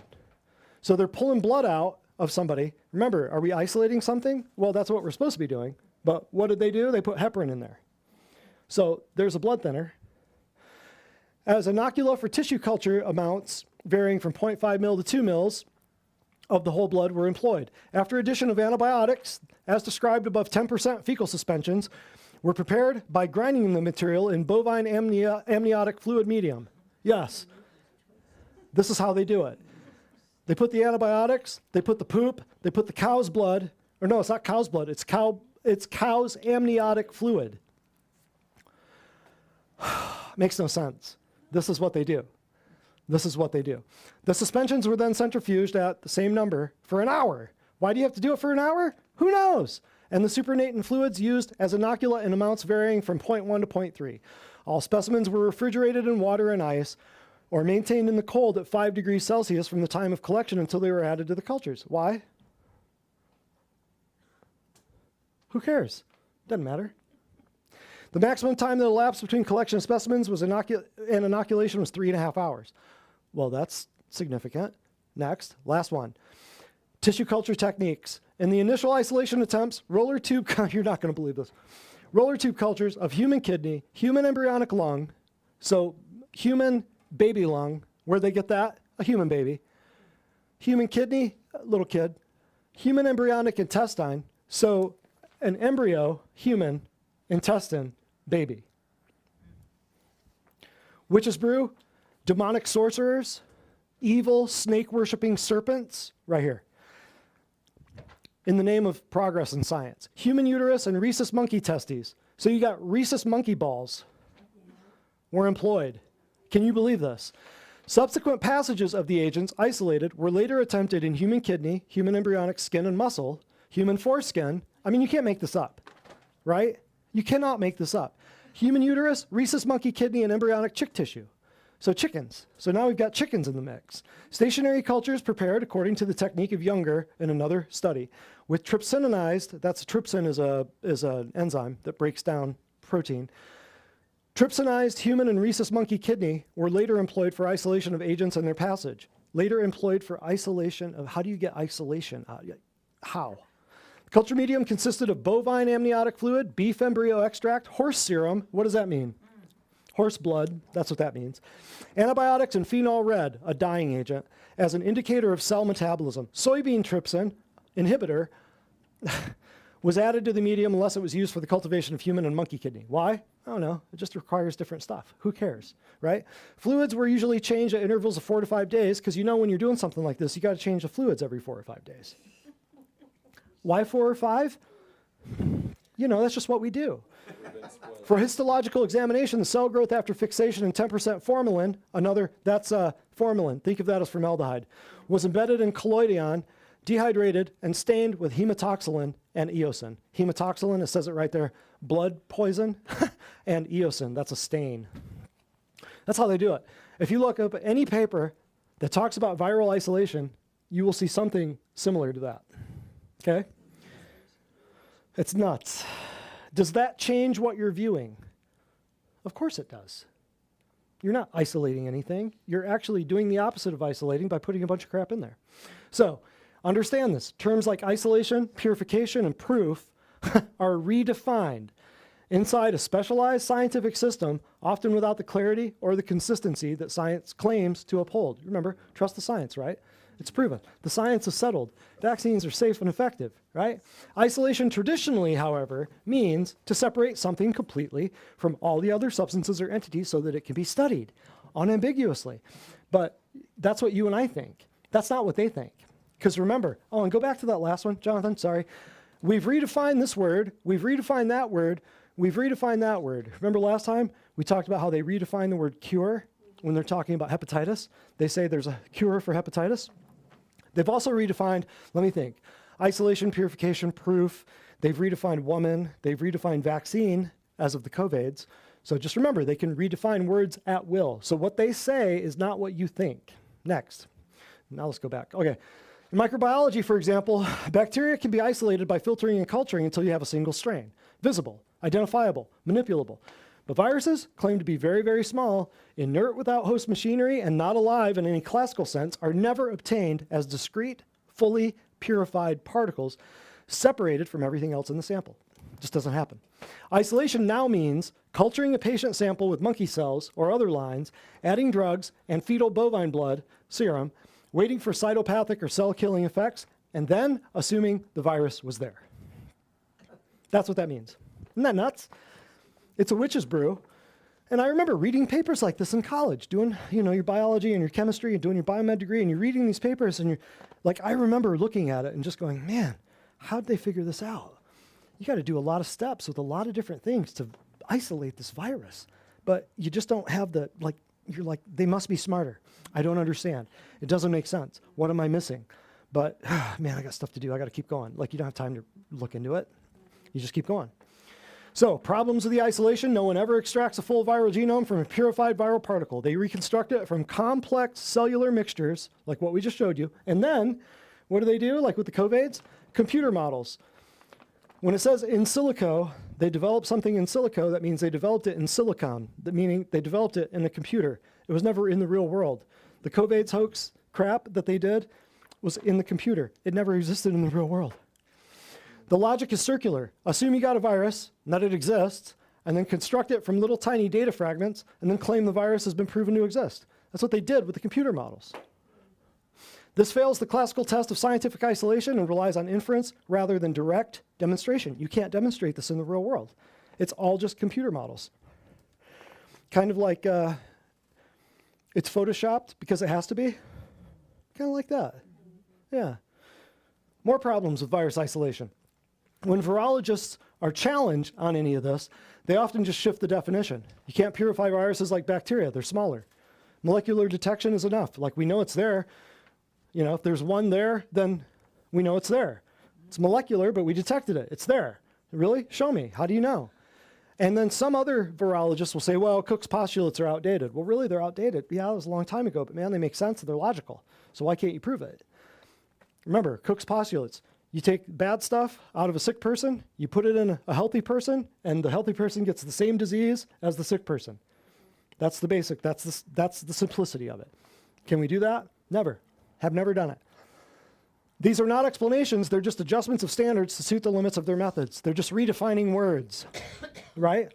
They're not proving anything, they're not using science. Next, any internet search, or wait, yeah. So where are the particles? If you do an internet search, if you do anything online, if you look at anything, virus, viral, endemic, pandemic, you will see the language everywhere. It's everywhere. They just want you to be afraid of something you can't see and they can't prove. So any internet search, just do this. When you get home, have your kids do this for a little assignment. Just Google, just ask AI, how many viral particles are there in a sneeze?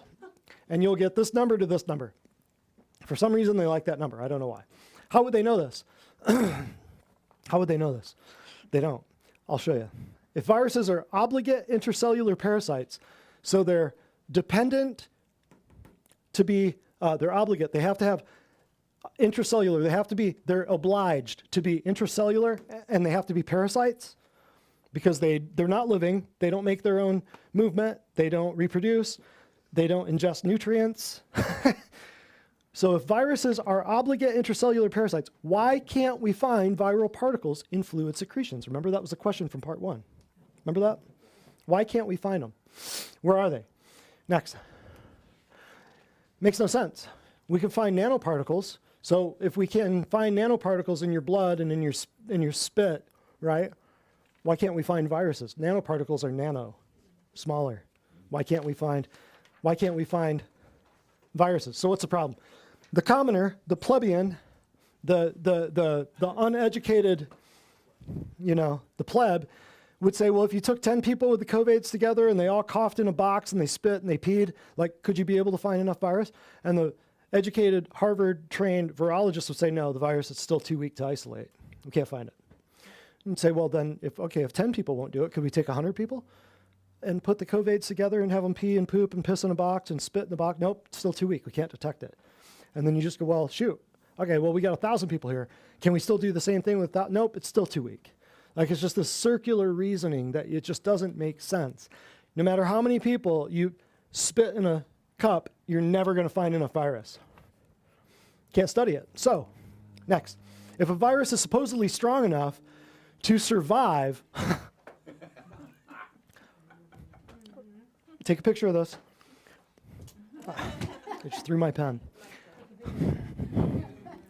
If a virus is supposedly strong enough to survive on surfaces for days or weeks, strong enough to invade human cells, strong enough to hijack the cellular machinery, strong enough to replicate itself, strong enough to spread from person to person and to fly through restaurants and determine if you're seated or standing, critics should rightly question how it could simultaneously be too weak to directly isolate from body fluids. This thing is so badass, like, we've mobilized the entire world against viruses because they can do all this crazy stuff, but you're telling me that we can't isolate them. It doesn't make sense. It just doesn't make sense. So, we're almost done. If we apply strict scientific reasoning, told you this was going to be a lot of brain work. There's no direct proof of the physical existence of any virus as an independent, isolated, purified entity if we apply strict scientific reasoning, right? What exists is a framework of inference built on assumptions that are rarely questioned inside the field. The word isolation has been redefined to mean processes that we believe imply isolation. And this is a consensus-based repetition built on shifting semantic, word-based goalposts rather than actual science as advertised. Okay? Now, who cares? I'm so glad you asked.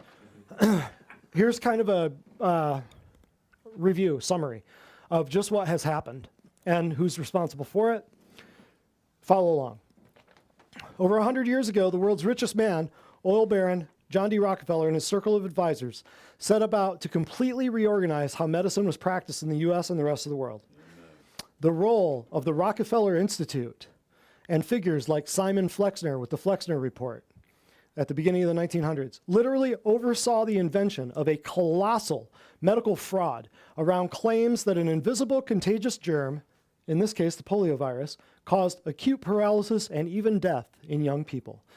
They politically banned any efforts to link the disease to toxin poisoning, whether from DDT, arsenic pesticides, or even vaccines. Their criminal project included intimate cooperation with the leadership of the AMA, the American Medical Association, and control of the emerging drug industry, including medical education in all of the colleges.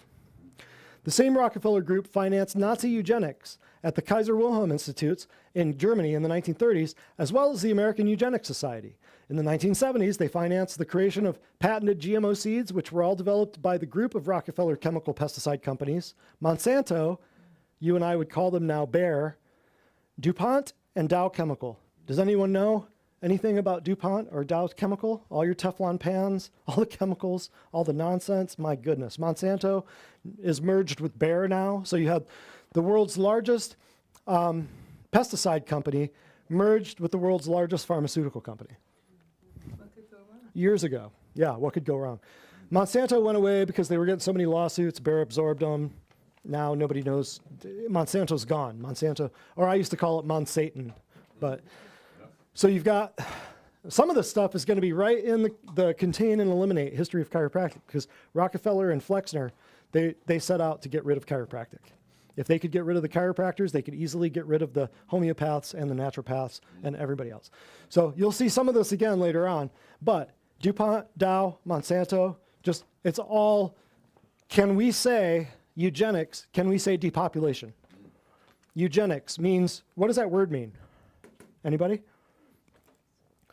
Eugenics, true genes. Like eugenics, like Hitler doing the whole, blonde hair, blue-eyed master race thing, eugenics. True genes. So are we doing something that the Bible predicted we would be doing? Yes, we are. We're doing depopulation, and we're doing genetic hybrid crap. Yes. So who cares? Well, I'm just telling you. Today, this control of public health and the medical industrial complex is exercised by David Rockefeller's protege and eugenics advocate, Bill Gates. Self-appointed czar over the World Hoax Organization and world vaccine rollouts. Tony Fauci, little rat, the head of the NIAID, dictates vaccine mandates with no evidence. The fraud behind the polio virus, which we're going to do a class, what about smallpox? What about polio? The fraud behind that scandal after World War II has been refined with use of computer models and other fairy tales in order to advance one alleged deadly virus after the other, from the COVIDs to the monkey buttpox to the HIV. As with polio, no virus has been scientifically isolated and proven to cause the diseases claimed. None. Zero. Nada, zilch, all of it. Fake, but it's on the news every day, and this guy is the world's biggest philanthropist. He's trying to save you. He's trying to save all the African kids while he's eating the babies. The same tax-free Rockefeller Foundation today, posing as a philanthropic charity, is at the heart of the worldwide medical tyranny behind the COVIDs and the eugenics agenda of the World Economic Forum's Great Reset currently underway. Their poliovirus model helped them create this dystopian medical tyranny. We are simply told, trust the science. Isn't that great? Now, we're almost done. We've got one little thing left to do. Heidi, commercial break. Come on up. Right. This patient, she said, before I came to see Dr. Brett, I had bad foot pain whenever I jumped. My jaw hurt badly almost every day, and I got sick all the time. After being a patient for about 3 months, I have no foot pain, no jaw pain, and I rarely get sick. Thank you, Divine Design and Dr. Brett. Look at that. It's crazy. She would be foot pain and jaw pain. So there would be a podiatrist, and there would be some kind of orthodontist. Thousands of dollars each. They'd get nothing done, but that was a fraction of what she would have paid. Next. Oh, I love it. The biggest scam in life is paying taxes on the money we make, paying taxes on money we spend, taxes on things we own that we already paid taxes on with already taxed money. Isn't that great? That's great. If you want to know more about that, come to our meetups once a month and come to the classes, watch the classes. Ask Nadia what classes to watch. I won't say them on the video. Your body will last longer than any job, phone, car, home, vacation. I could fill in the blank. Any material item. Invest in your health more than anything else. I promise you, you'll get a return. I promise you, the ROI will be worth it. Because so many people, I heard it today 2 or 3 times. Yeah, I've got some friends, I've got some family, I've got some people that need to come here, but they just started building a house and, they're going on a vacation and they did this and they did that, but man, he's really bad. He's getting really bad. I don't know. He's probably going to go in the hospital sometime soon. And like, well, I hope he enjoys his new house from his hospital bed. Right. How's that work? I don't know. I mean, I don't wish that on anybody, but what I'm saying is you should put your money into like what really matters. You know what I mean? More and more evidence indicates the real food is the most powerful drug we have. Not just to prevent, I hate that. Powerful drug. Ugh. Not just to prevent, but also to treat, cure, and reverse most chronic diseases. So you see why they use this word here, because it's to treat and to cure and reverse chronic diseases. You can't say that. You can't say that about food, but you can say it about drugs. Remember how we talked about the hepatitis C thing? You can't use the word cure, treat, prevent. Those are the 3 words. You cannot say you cure a disease, you treat a disease, or you prevent a disease. It's illegal in the United States, unless you're one of these guys, right? It's crazy. But when people come here and they get rid of their diabetes, when they get rid of their Alzheimer's, when they get rid of their MS, you can't, you'd think you could go advertise that and tell people. No, they don't want people knowing. So that's how you know that they want you dead. Ticks can't fly, can't jump, they crawl slower than a snail. Somehow, they're outbreaking across thousands of miles of different states in the exact same week. They're not migrating through the woods, they're being delivered. Probably through drones. Next. It's from a monkey, it's from a bat, it's from a lab leak, it's from a cruise ship. Wake up, it's from your government. They want you chasing your tail so you never, like the lab leak thing. People are, it was a virus, but the guy got out of the lab, like lab 257 with the Plum Island and Lyme disease. Shut up. Didn't get out of a lab. It's a poison that they dumped on you. It's a poison. 2020, you need to stop using plastic straws. Climate change is the greatest threat to humanity. 2026, 6 years later, anywhere. Here's a 62 square mile AI data center for you. 62 square miles. I told you why they're so big, right? Concentration camps, and they have to train the robot dogs and the AI and the robots and the T-1000s and all the Terminators. They have to have space to train them. Why does it matter? Last thing right here, and I do want to give credit to Alex Zeck. Alex Zeck wrote this thing a couple of years back, I think. I came across it. I thought, he just says it so well. I just don't want to change a word. Here it is. So while reading this, though, I want you to kind of apply the same logic. Whether it's, I don't care what it is, whether it's Lyme disease, whether it's alpha-gal fakery, whether it is, parasite cleanses, whether it's heavy metal detoxes, whether it's mold toxicity protocols, I want you to apply the same thought process. Because this right here, why does it matter whether viruses exist? Why does it matter? Because they're basically apply all of that, all of this stuff here to all of the things I just mentioned. Every time you hear the word virus, every time you hear the word outbreak, every time you hear the word epidemic in the news, apply some of these things. Go back, review this, write some of these things down, because this is great. This is huge. But apply all of the same logic to other conditions that you've been made to fear. I don't care. Like right now, it's all alpha-gal. Everybody's afraid to get allergic to red meat, which is fake. It's not. I'm not saying they don't have symptoms. What I'm saying is it's not what they're telling you. Just like with this, okay? We'll talk about it later. Might even do a whole class on alpha-gal. Might even call it alpha-guy. Just to be different. Yeah, alpha woman. Alpha woman. Yeah, I like that. Okay, number one. So credit to Exec on this. He did great writing this. So why does it matter whether viruses exist? Because if they don't exist, the collapse of the vaccine program. It's kind of a big deal, isn't it? Like all 115 vaccines that kids would get from 0 to 18 would go bye-bye if people understood this. If they don't exist as claimed, the entire foundation goes away. Billions of dollars are spent annually developing and distributing vaccines to protect against pathogens that have never been shown to exist. Without viral causation, these interventions become not only ineffective and unsafe, but totally useless and entirely unnecessary. Just right here, if people understood just this one point, but I've got 16 more for you. Last thing here, it would demand a total reevaluation of public health strategies. Right? Unbelievable. Just that right there would change the world. So why does it matter whether viruses exist? Let's look at point 2. Well, it would expose the whole false flag thing, or the false dilemma thing, the lab leak versus natural virus. You got people arguing, still to this day, 6 years later, you've still got people arguing. Was it a lab leak or was it a natural virus? Guess what? The gain of function versus the natural origin debate, it assumes viruses exist in the first place.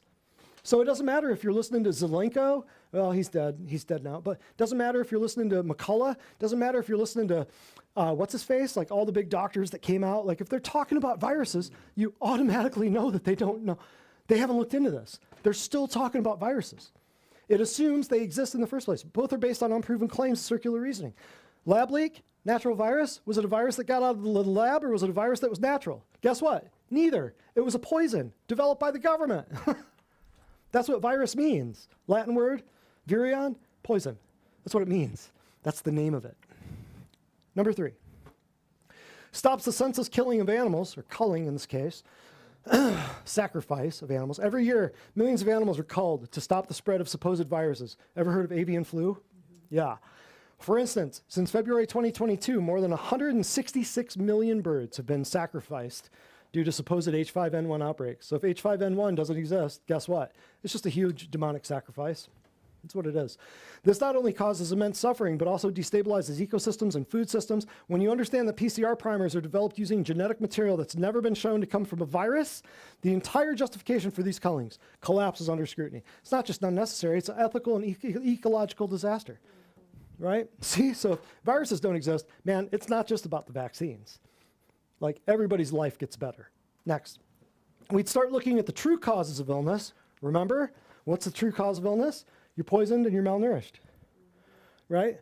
What's Alzheimer's? Same thing. What's dementia? Same thing.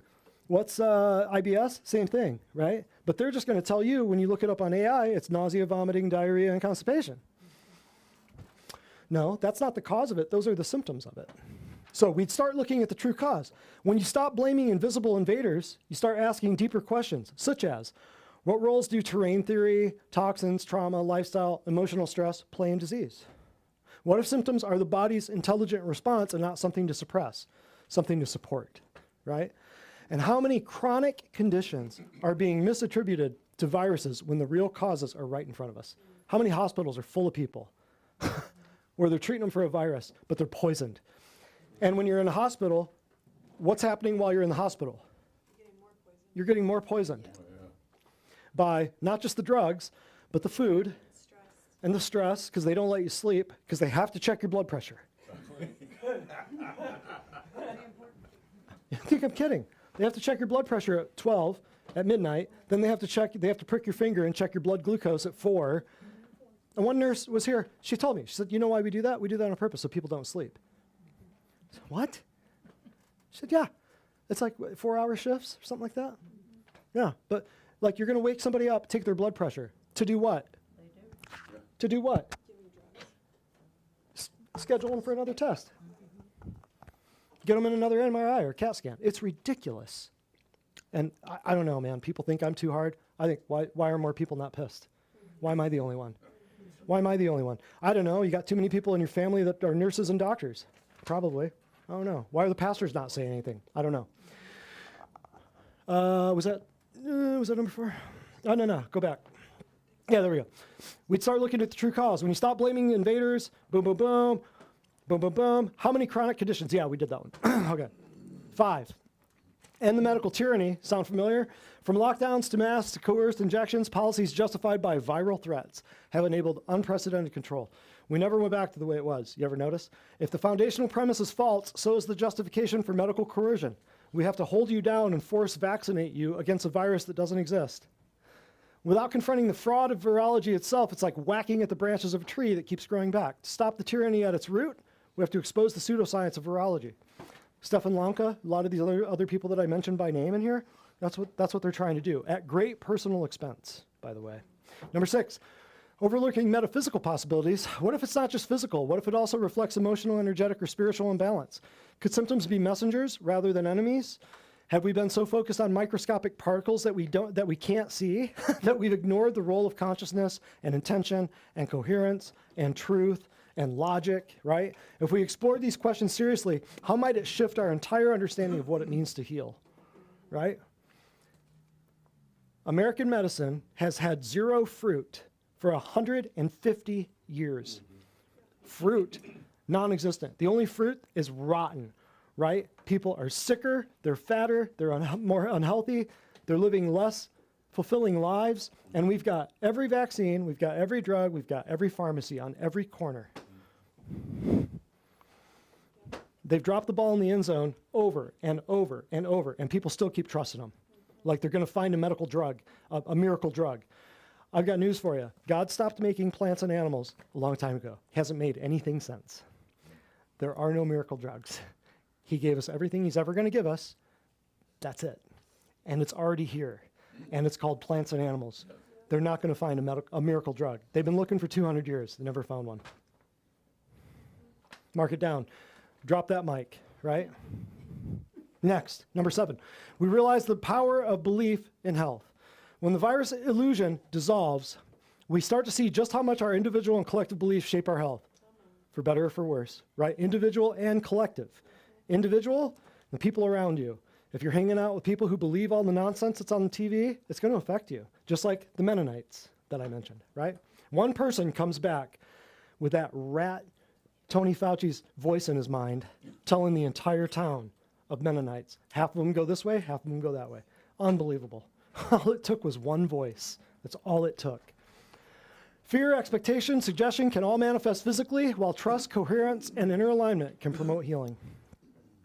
Yep. This is why if people come here, we realize the power of belief in health. If they don't believe they can get better, or if they believe their cardiologist, or they don't want to change, or they don't think they want to give up the Diet Coke, they think it's good for them, they think they want gluten-free crackers, you gotta want to get better, right? Sometimes this isn't the place for everybody. The placebo and the nocebo effects, mass psychogenic illness, and social contagion aren't side notes, they're central clues. This realization puts us back in the driver's seat of our well-being. If you can get someone back on their feet and you get rid of their drugs and you get rid of their CPAP machine so they don't have to sleep plugged into a machine every night, they get their sovereignty back, they get their health back, they can get out of their wheelchair, they can put down their crutches, they can put down their mammograms and their endoscopes and their colonoscopies. They can walk away from all that nonsense. Oh my gosh. How much money would they save? How much time would they get back? Not having to go from specialist to specialist 4 times a week. Unbelievable. Number 8, we begin studying the biofield, what I was talking to you about earlier with the bioelectromagnetic field of your body. People would start understanding this more. If diseases aren't caused by microbes, we need to explore the energetic systems that regulate the body. Modern science admits we can only perceive about 0.0035% of the electromagnetic spectrum. All the energy in the universe, you can see and hear just a little sliver of it. Think about it. All your AM, FM radio, all your gamma rays, X-rays on one end of the spectrum, all your low end like AM, FM radio over here, like you can only see and hear. See, you can hear red, you can see red, orange, yellow, green, blue, indigo, violet. A little chunk. If the electromagnetic spectrum was this whole wall, that little sliver would be like this letter I. I mean, it's massive. And you can see, with your visible eyes, you can see 7 colors. This entire electromagnetic spectrum, out of all of that, you can hear from 20 hertz to about 20,000 hertz, which would be a little chunk, I don't know, like the size of this word.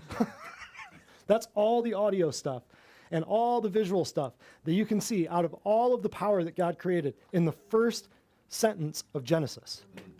In the beginning, God created the heavens and the earth. Said, let there be light. He said, there's your audio, light, there's your video, there's your visual, right? So all of that, he made it all, and you can see in here a little pinky finger of it. So the biofield, if people start thinking more about how this works, modern science is meant to be only perceive, we can only see or hear that chunk of it, of the electromagnetic spectrum. What might we be missing in that vast unknown? The biofield, long dismissed by mainstream science, may hold the key to understanding health and coherence. They don't dismiss it when they're trying to sell you on CAT scans and MRIs and EEGs and EKGs. They're trying to measure the energy of your bones or your DEXA scans or your MRIs. They're trying to measure the energy of your, your EEGs are for your brain, EKGs are your heart. They got no problem talking about energy when it comes to that. But here, the biofield, yeah, I don't know if we want to go down that road. Sounds kind of woo. Could there be subtle forms of communication and regulation happening on an energetic level that we're only beginning to grasp? If so, are we ignoring one of the most fundamental layers of human health and biology? I would say so. Look what they do with women's birthing. That's a crime. It's criminal. Number 9, reclaim trust in the body's innate intelligence. That's a chiropractic term right there. The mainstream view often frames the body as vulnerable, constantly under threat from external invaders. But what if there's another way to see it? Not as flawed, but as intelligent and responsive. Could symptoms, no matter how unpleasant, be adaptive processes, part of the body's effort to restore balance? I have to explain this to people all the time. Your symptoms are a wonderful thing. If you didn't have symptoms, we wouldn't know anything's wrong. Think about it, right? When you burn your hand on a hot stove, that's a blessing. Yeah, it sucks, but now you know the stove's hot. Because if you didn't feel it, you'd just be sitting there all day and you'd wonder, what does that smell? Right? So the pain, the symptoms are a great thing.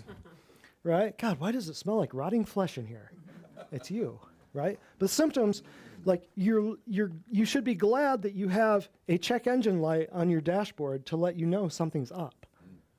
Medicine says, check engine light, get rid of it. Take some symptoms, get rid of the symptoms, take some drugs. Don't pay attention to your body. It's stupid, it's flawed, right? It's not intelligent. It needs a surgeon's scalpel. We got to remove those organs. You have too many of them. Number 10, why does it matter? We'd stop fearing others. Remember all this?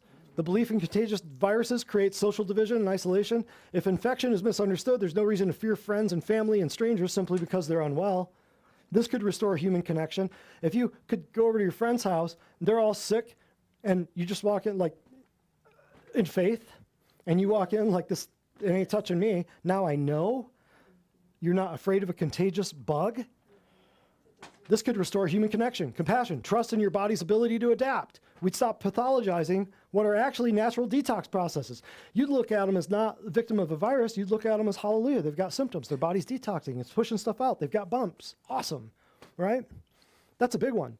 11, it sharpens your lens on other unproven assumptions. Once you see the lack of evidence behind virology, you begin to recognize similar patterns in other areas of science and medicine. Science in a quote. You start asking, what else have I accepted without question? Is the same circular reasoning, groupthink, or institutional dogma hiding behind other consensus science? Answer, yes. Right? It teaches you to ask better questions, understand logic and empiricism, and stop outsourcing your critical thinking. I went down the rabbit hole on this years ago. I had to figure it out. Didn't make sense. What I was taught in my textbooks didn't make sense. So people can come and argue and say, oh, you're a quack and you don't know what you're talking about. Well, I don't give a rip. I don't give 2 rips what you think. I've already passed that years ago. I don't care what you think.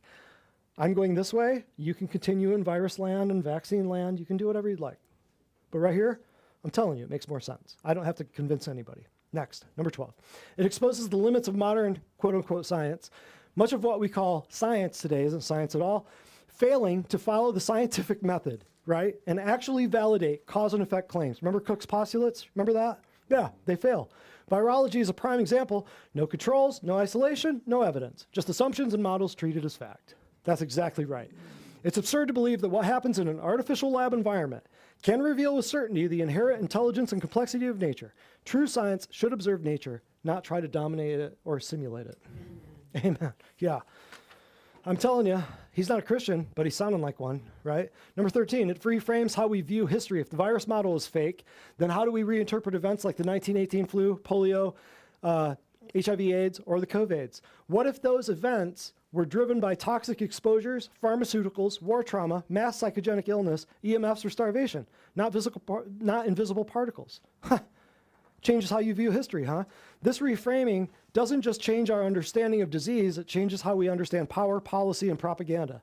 Like, I'm beginning to go, did we really give smallpox to the Native Americans in blankets? Number 15, or number 14. The virus narrative has handed massive control to centralized medical systems and unelected institutions. If that narrative is false, so is their claim to authority. Huge. It also forces you to question experts more broadly. If they got this wrong, what else have they misled us about?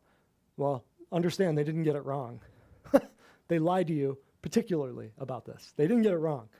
And who are they to tell you how to handle your own health, your body, or your life? It's my body, my choice. Remember? Number 15. Calls us back to harmony with nature. I love this. When you remove the concept of viral invaders, you also remove the idea that nature is something to fear or control. You got people right now freaking out. They don't want to go outside because of alpha-gal ticks. Don't you think that was on TV for a reason? They don't want you eating meat. See where this is going, right? So if we stop waging war on the very environments and ecosystems we're meant to live in harmony with, health becomes about rhythm, resonance, relationship with light and water and food, movement and community and the earth. Symptoms are no longer threats, but intelligent signals inviting us back into alignment with our natural design, or with our divine design. This shift reconnects us with the wisdom of the body and the intelligence of life. Love it. 16, almost done. It reveals the power of story to reshape reality. The virus myth is a story, very effective. Shaped worldwide behavior, justified authoritarian policies, and rewrote public consciousness. There are still people driving around. I saw a dude the other day riding up the hill on his bike with a mask on his face. Yeah. Still here. I said the day that the mask thing came out, the day they shut, I said it's never going back. There are going to be people wearing masks for the rest of time. It's never going to go away. Because it's military grade mind control on that idiot box in their living room that's telling them to be afraid of something they can't see. It's a spell. They'll never get out of it. A lot of people will never get out of it. It rewrote public consciousness. It shaped worldwide behavior. Worldwide. Couldn't have been done without a television. Couldn't have been done. If this story can manipulate billions, what other narratives are shaping our worldview? Remember, 2/3 of the world's population, if you go by the 8 billion number, took at least one shot. And within 5 years, we've surpassed the disease, or not the disease, the disability, the death, and the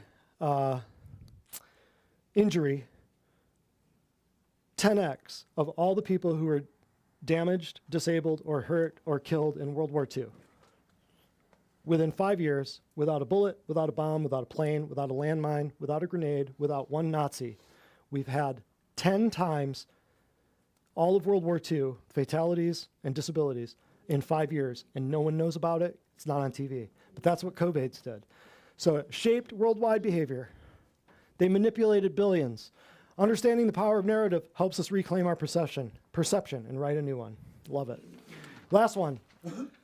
Shifts the entire paradigm of health and reality. I would love that to happen.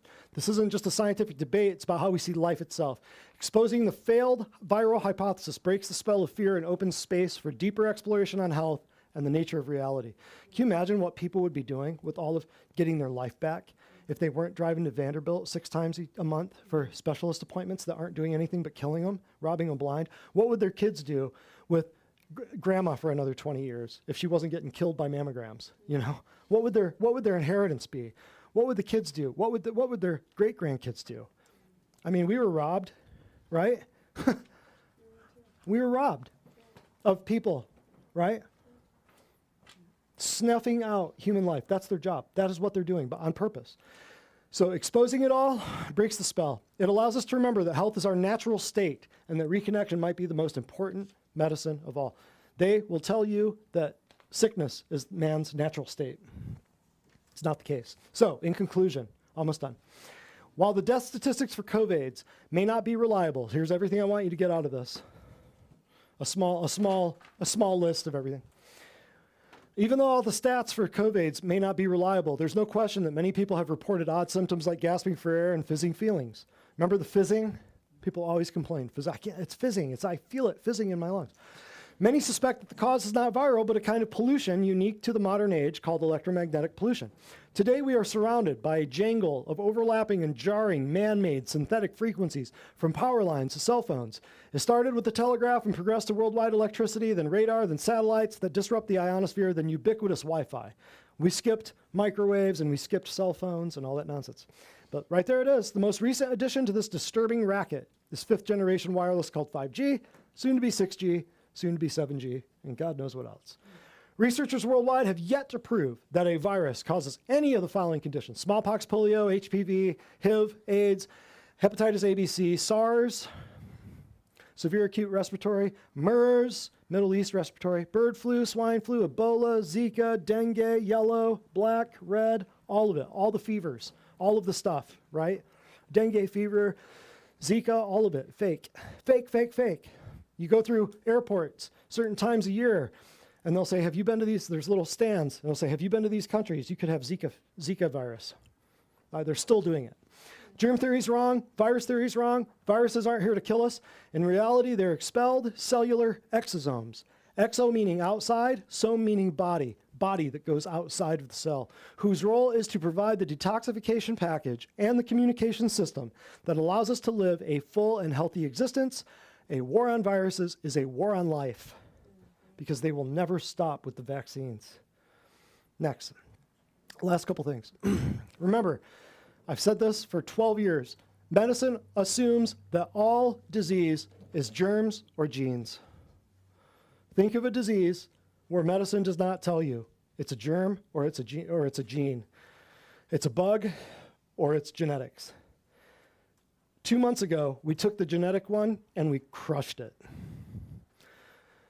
Last month and this month, we took the germ one and we crushed it. So guess what? If all these diseases aren't germs and aren't genes, guess what they are? They're poisoning and they're malnutrition. Just crushed both of their things. They tell you Alzheimer's, they tell you autism, they tell you cancer, they tell you diabetes, all of it's genetic. Over here, they tell you everything that's treated by a vaccine, everything that's treated by an antibiotic, germs. If you get rid of both of those, guess what? How much better would you feel not thinking that you're being chased by something you can't see and that you have no defense against, right? When you hear these words, remember this: virus, outbreak, pandemic, the list goes on. Insert the concept of chemical poisoning and then wait patiently for them to pitch you the vaccine. Because everything that you're hearing is chemical poisoning. It's not a virus. I completely ceased, last thing, getting colds and flus the day that I stopped thinking they were viruses. I simply stopped poisoning myself. You can too. I have not had hide nor hair of anything that you would call a cold or a flu since I figured this out. Isn't that crazy? There it is in one picture. That's it. That's the germ theory. That's the terrain theory. Just clean the tank.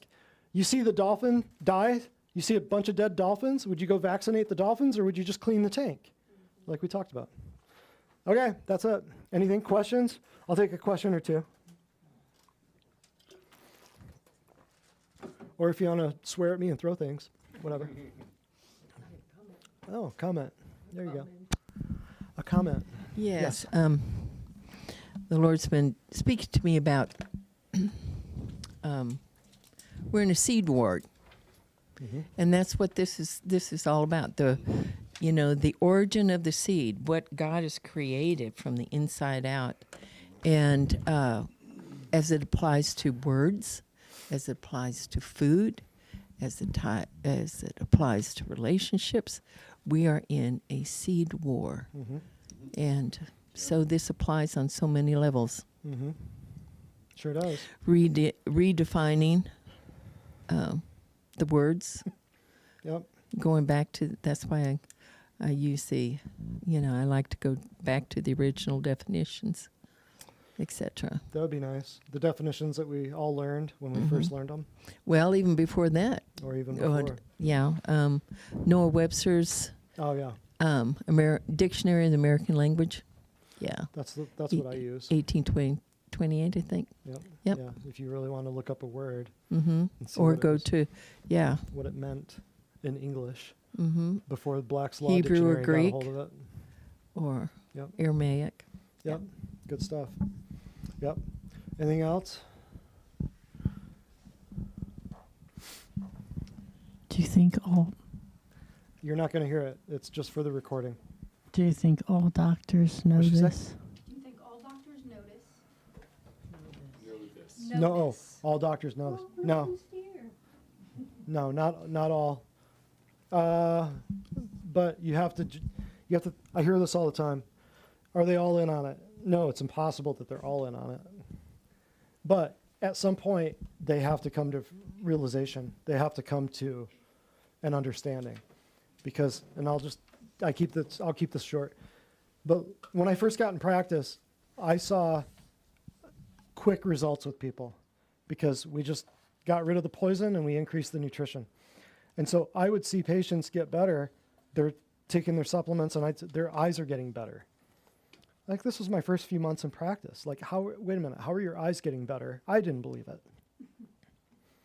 How are your eyes getting better? So I'd pull out their stuff and I'd look at what they're taking and I'd go, man, maybe I need to take that. Because I started realizing, like, the only thing that they're changing is what we're doing, right? So now, that was me in practice for 2 months. Maybe even less time, I don't know. One of my first patients canceled his gallbladder surgery and never had to have his gallbladder out just because we gave him a couple supplements. That's it. So I started seeing stuff like that, like the minute I got into practice. So that's me for a couple months. Let's just say 2 months. Now, imagine your doctor. He's been in practice for 30 years. Every day of practice, he's put people on more drugs. He's put people on polypharmacy. He's sent them to surgeons. He's watched them deteriorate. Their eyesight has gotten worse. They've gotten sicker over time because they're on more drugs. They're not watching anything about their diet.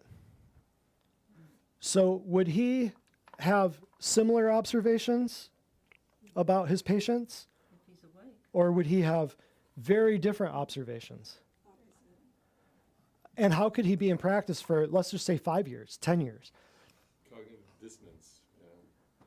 How could he think that they're getting healthier when he's putting them on more drugs each year, right? So to answer your question, are they all in on it? It's an impossibility that they're all in on it. But is it very, very, very likely that they look the other way for money? Highly likely. Because they know that if they don't, like today, one of my patients today, she said she works in a hospital, like all the other patients I have here. 88-year-old dude falls down, breaks his hip. They're working on him, replacing his hip. She's like, what are we doing? To the surgeon. The surgeon's like, we got to fix the hip. She's like, he's 88. Let him have a few days with his family. But if you think about the anesthesia, the muscle relaxer, the painkiller, the antibiotic, the IV, 5 doctors standing around him, the fake hip, the Medicare payments, the insurance payments, all the stuff, they can milk this dude for a couple $100,000. Are they going to let that happen? Are they going to let him just go be with his family for the last couple days? Or are they going to milk him to death and see how fast they can milk that Medicare? Because they're going to get that hip. They're going to do that hip. He goes to hospice the next day. He lasts about 24 hours. After all 88 years old going through that, already probably having been on 20 medications. What's the average? Probably 20 medications at the age of 88, most people. Let's just say 15. Let's just say 10. Let's be very generous. Let's just say 10. Let's be conservative. He's already on 10 drugs. He just went through a massive trauma. Probably back of an ambulance jostled him around. He did the anesthesia, the painkiller, the antibacteria, or the antibiotics, the steroids. I mean, what else are they going to do? IVs. He's going to be in the hospital. They're going to wake him up every 4 hours. He's going to eat shit food. Right? What are the chances of him surviving? She's like, yeah, he lasted like 24 hours. So are they all in on it? No. But man, a lot of them are. The ones high up, no. The ones that have been doing it 20, 30 years, how could they not? So what I'm saying is their fruit is rotten to the very core. They do not have fruit. So if most Christians just read that and went, yeah, know them by their fruits. Know them by their fruits. What does that mean? Most Christians should look at that like they would produce fruit. Good, tangible, visible, evident fruit, observable in their life around them. They should have happy patients. They should have great reviews. They should have a place that's alive. They should, not rely on third-party things to dictate how they can help people. I mean, you could just go right down the list. Show me a medical doctor where people love going to his office. Show me where somebody gets better. What's their fruit? Doesn't matter. He's in network with my insurance company. What's his fruit? Who cares? I have a $4 copay. I can get all the drugs I want. Who cares about his fruit? See, people, what they're looking for and what they want are two different things. There's a Yogi Berra saying that I love using. It's we may be lost, but we're making good time. That's funny. It's the medical industry right there. Yeah. Speaking of Yogi Berra, one of my favorite Babe Ruth quotes is, and in regards to what we're doing here and all the hell we catch on social media, the loudest boos always come from the cheapest seats. Babe Ruth. So, I mean, people hate what we're doing here. I mean, we had somebody shadowing today, and half of the morning we had 4 or 5 patients, and every single patient said the same thing. They're like, I've gotten so much better. They're telling the person who's shadowing us, I got so much better. I've been coming here, 2 years, 4 years, 9 years, got so much better. Try to talk to my family. They don't want to hear it. Try to talk to my friends. They don't want to hear it. Talk to my people at church. They don't want to hear it. They want nothing to do with it. They don't want to change their diet. They want to go to the same doctors they've been going to for 35 years, be on the same drugs, and then they want to bitch and piss and moan about never getting better. But they're never going to come here, and they're never going to do this, this, this, and this. And it's like, you see it. But they don't see the fact that this system is the same system that's been killing them for 30 years. The same system that killed their aunts, their uncles, their cousins, same system that killed their grandparents. They don't see it. They see it as we're looking for a miracle drug. We're doing all this research. We're looking for a cure. We're running for a cure. We're walking for a cure. We're running around naked trying to find, miracle cures. We'll find one eventually. But man, we've been doing this for 200 years. We've never found one yet. Matter of fact, people are getting sicker. Nobody wants to admit it because their friends and family work where? At the biggest employer in the county, which is where? The hospital. And none of the pastors are talking about it. Why? Because half their people work where? At the hospital. They're paid not to notice. They're paid too much to care. What was it that, I forget who said it, but he said, when a man's paycheck depends upon him not noticing the truth, Love of money. don't expect him to notice the truth.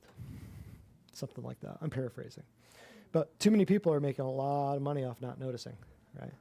Those doctors, 4 or 5 doctors standing around pounding this guy's hip in. The guy's 88 years old. He's probably already half dead from the drugs he's been on for 40 years, right? Doesn't matter. We're going to get paid for this guy.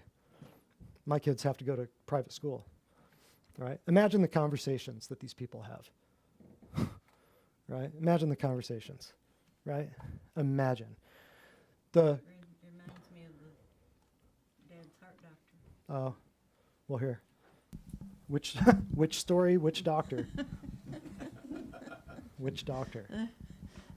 My husband's heart doctor said he had to keep him coming. He asked him, my husband always kidded and said he was going to live 500 years. And he would say, well, I hope you do, because I've got 5 daughters in college.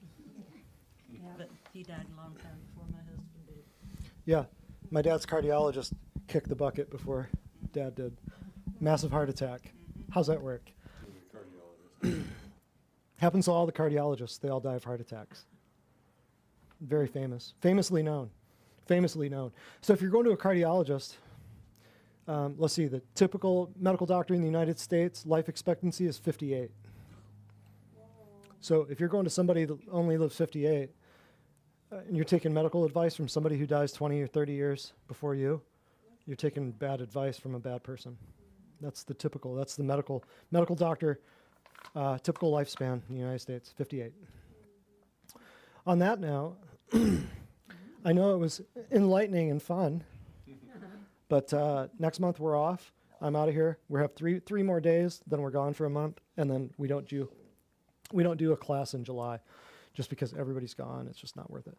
So we'll be back in August. And that, I'm not sure. We might do contain and eliminate, or we might do, what about smallpox? What about polio? I don't know. I don't know. We'll see. I'll pray about it and figure it out. In the meantime, y'all have fun.